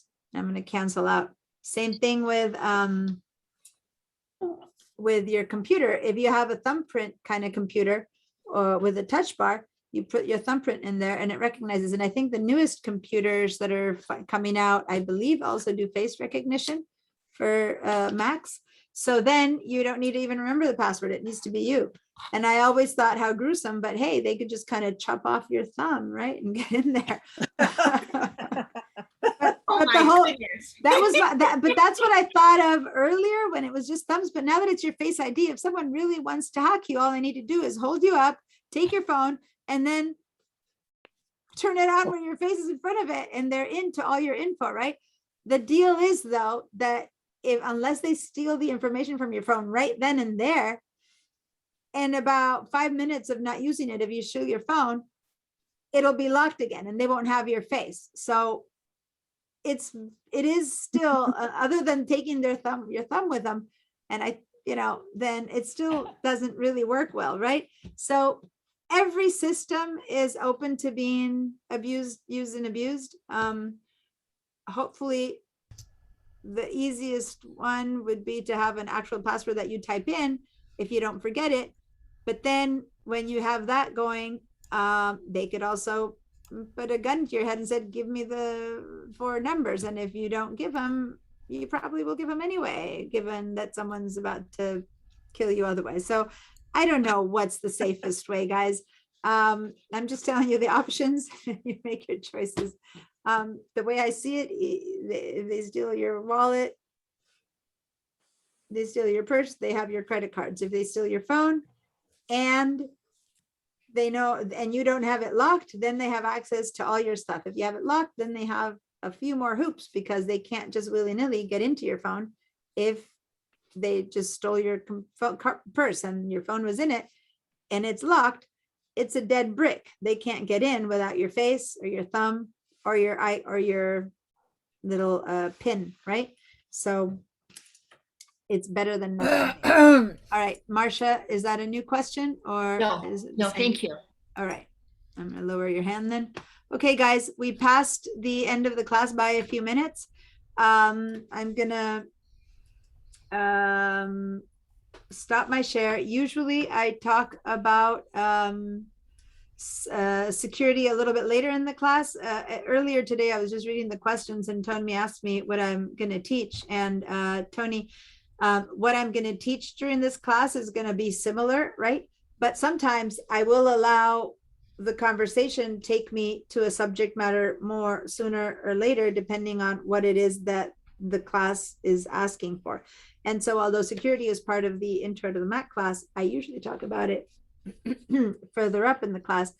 And what I was going to do gets moved to the next day. So it all kind of works better as far as I'm concerned when it's what people are interested in hearing about, as long as it's part of the class. When it's not part of the class, I'll say backups is level 2 and, you know, file management is level 1. And by that, I mean class level 2, class level 1, intro, photos and stuff like that. And then I'll let you know that I won't be talking about that. Or if I will be talking about that. So anyway, just to close it up, we're not going to do anything with the App Store. We weren't going to buy anything. I just wanted to show you that in order to be able to buy something, you have to buy through the App Store and it's going to need your Apple ID. Why? Because your Apple ID supposedly has a credit card stored in it. That's what Apple ID asks you to do. So when you go and buy something, it just charges that credit card. Okay. If you want to, that's the only thing that I did miss out on completing before people left is the whole point of the App Store. I wanted to show you that you needed to sign into it, but that's if you're going to buy anything that's in any of these other links, you need to buy. But under updates, this is where you find for free updates for your apps. And as you can see, I have many updates available to me.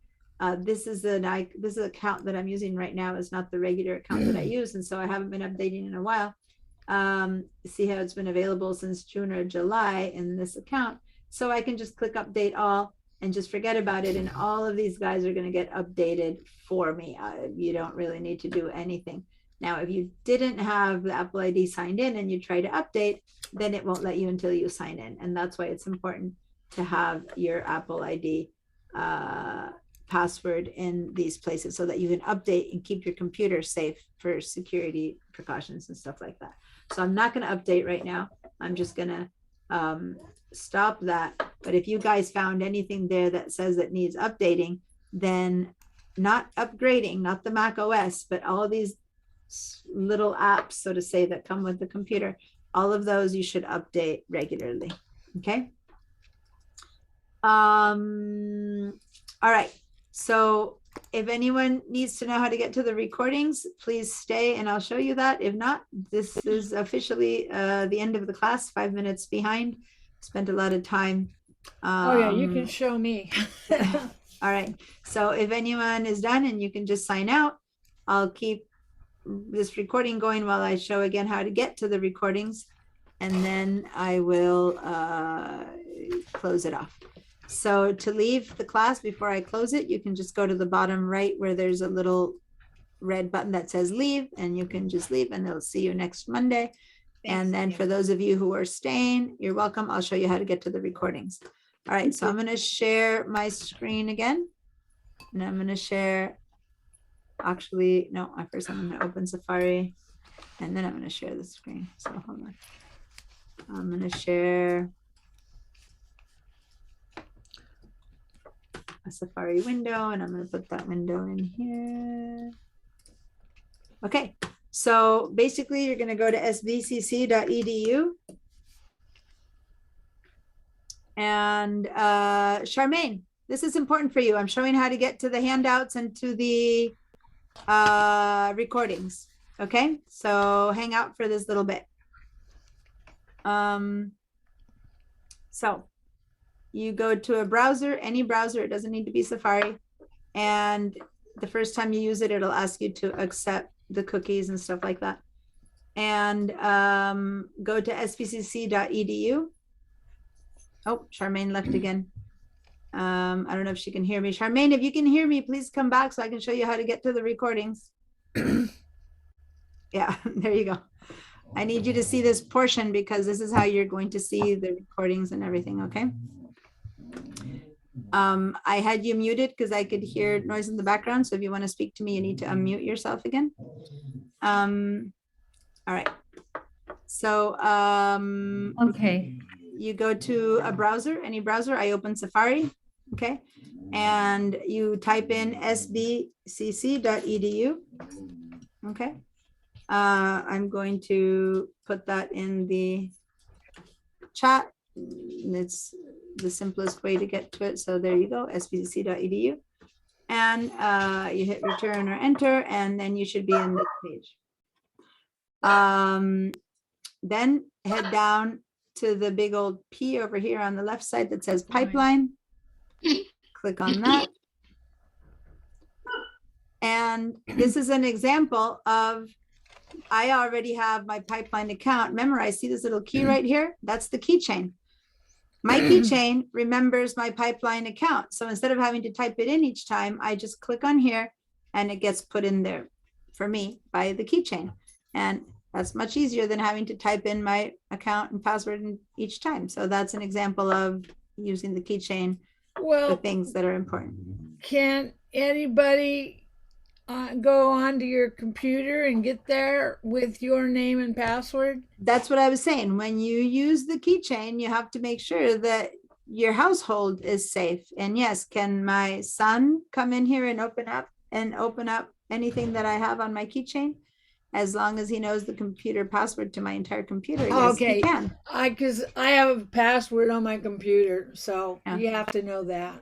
Yeah, you first need to be able to turn on my computer. Right.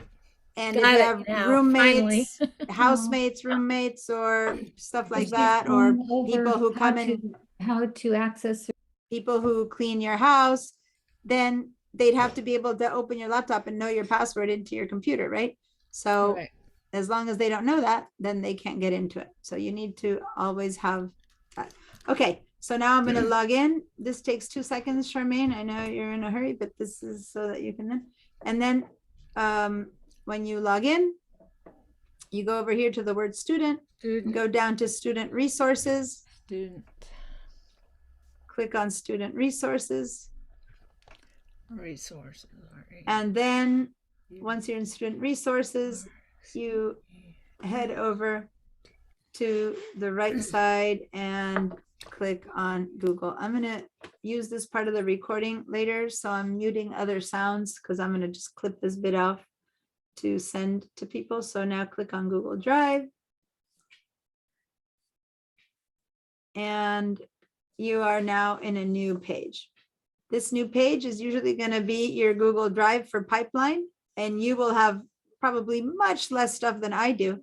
Depends on how much you use your Google Drive. So basically what we've just done, we've gone into the Google portion of the cloud to the portion called Google Drive. Okay, so this is like our Apple ID would have led us into same like this, but iCloud, now we've gone into your private portion of the Google Cloud. And that stuff that you have in my drive is whatever you have on it, which maybe you have a lot, maybe you have nothing. But then down here, you click on shared drives. Shared drives will give you access to drives that I own, that I gave you access to. So in this case, over here under shared drives, you should be seeing one thing here, and it should be called Mac Intro Level 1 and Level 2 Shared Drive. That's what you should be seeing. Once you find that, double click Mac Intro Level 1 and 2 Shared Drive. And now you are in. And this is all of the class handouts. Okay, all of the class information. And at the very, very top, you'll see the Zoom class recording links. This will Okay. always be here at the very top. Double click. And here's the recording link for day 1, which was 2 days ago. By the end of tonight, there will be another link in here, which is the recording for today's class. It takes almost a day for it all to work because I need to download the recording, upload the recording. Google has to put in subtitles on the recording. And by the time it's ready and I put it in here, then you'll be able to see the recording for today's class. Okay? Thank how you, you- Diane. and how you do that. Hold on, hold on, Those hold- handouts. Hold on, Barbara. One last thing. How you do this, because when you first click on it, it doesn't go to the recording. You then need to click again down here. And when you click on that, it'll take you to YouTube.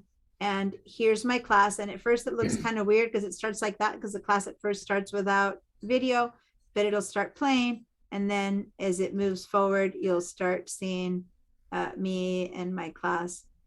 And that's me, basically the recording for the class for the other day. Great, Okay. thanks. All right. So then you can just close out of all these guys. I've used some And- of those handouts. Oh yeah.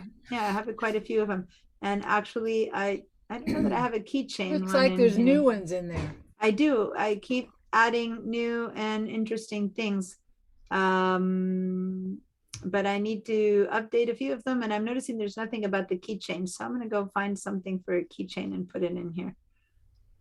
Here's how to do a screenshot. Remember what I told you today, how to make a screenshot? Here's Oh, no, I didn't see that more before. information, and there's Command Shift 3, Command Shift 2, and then there's actually a new way that I should probably add, a new way to do screenshots. Okay.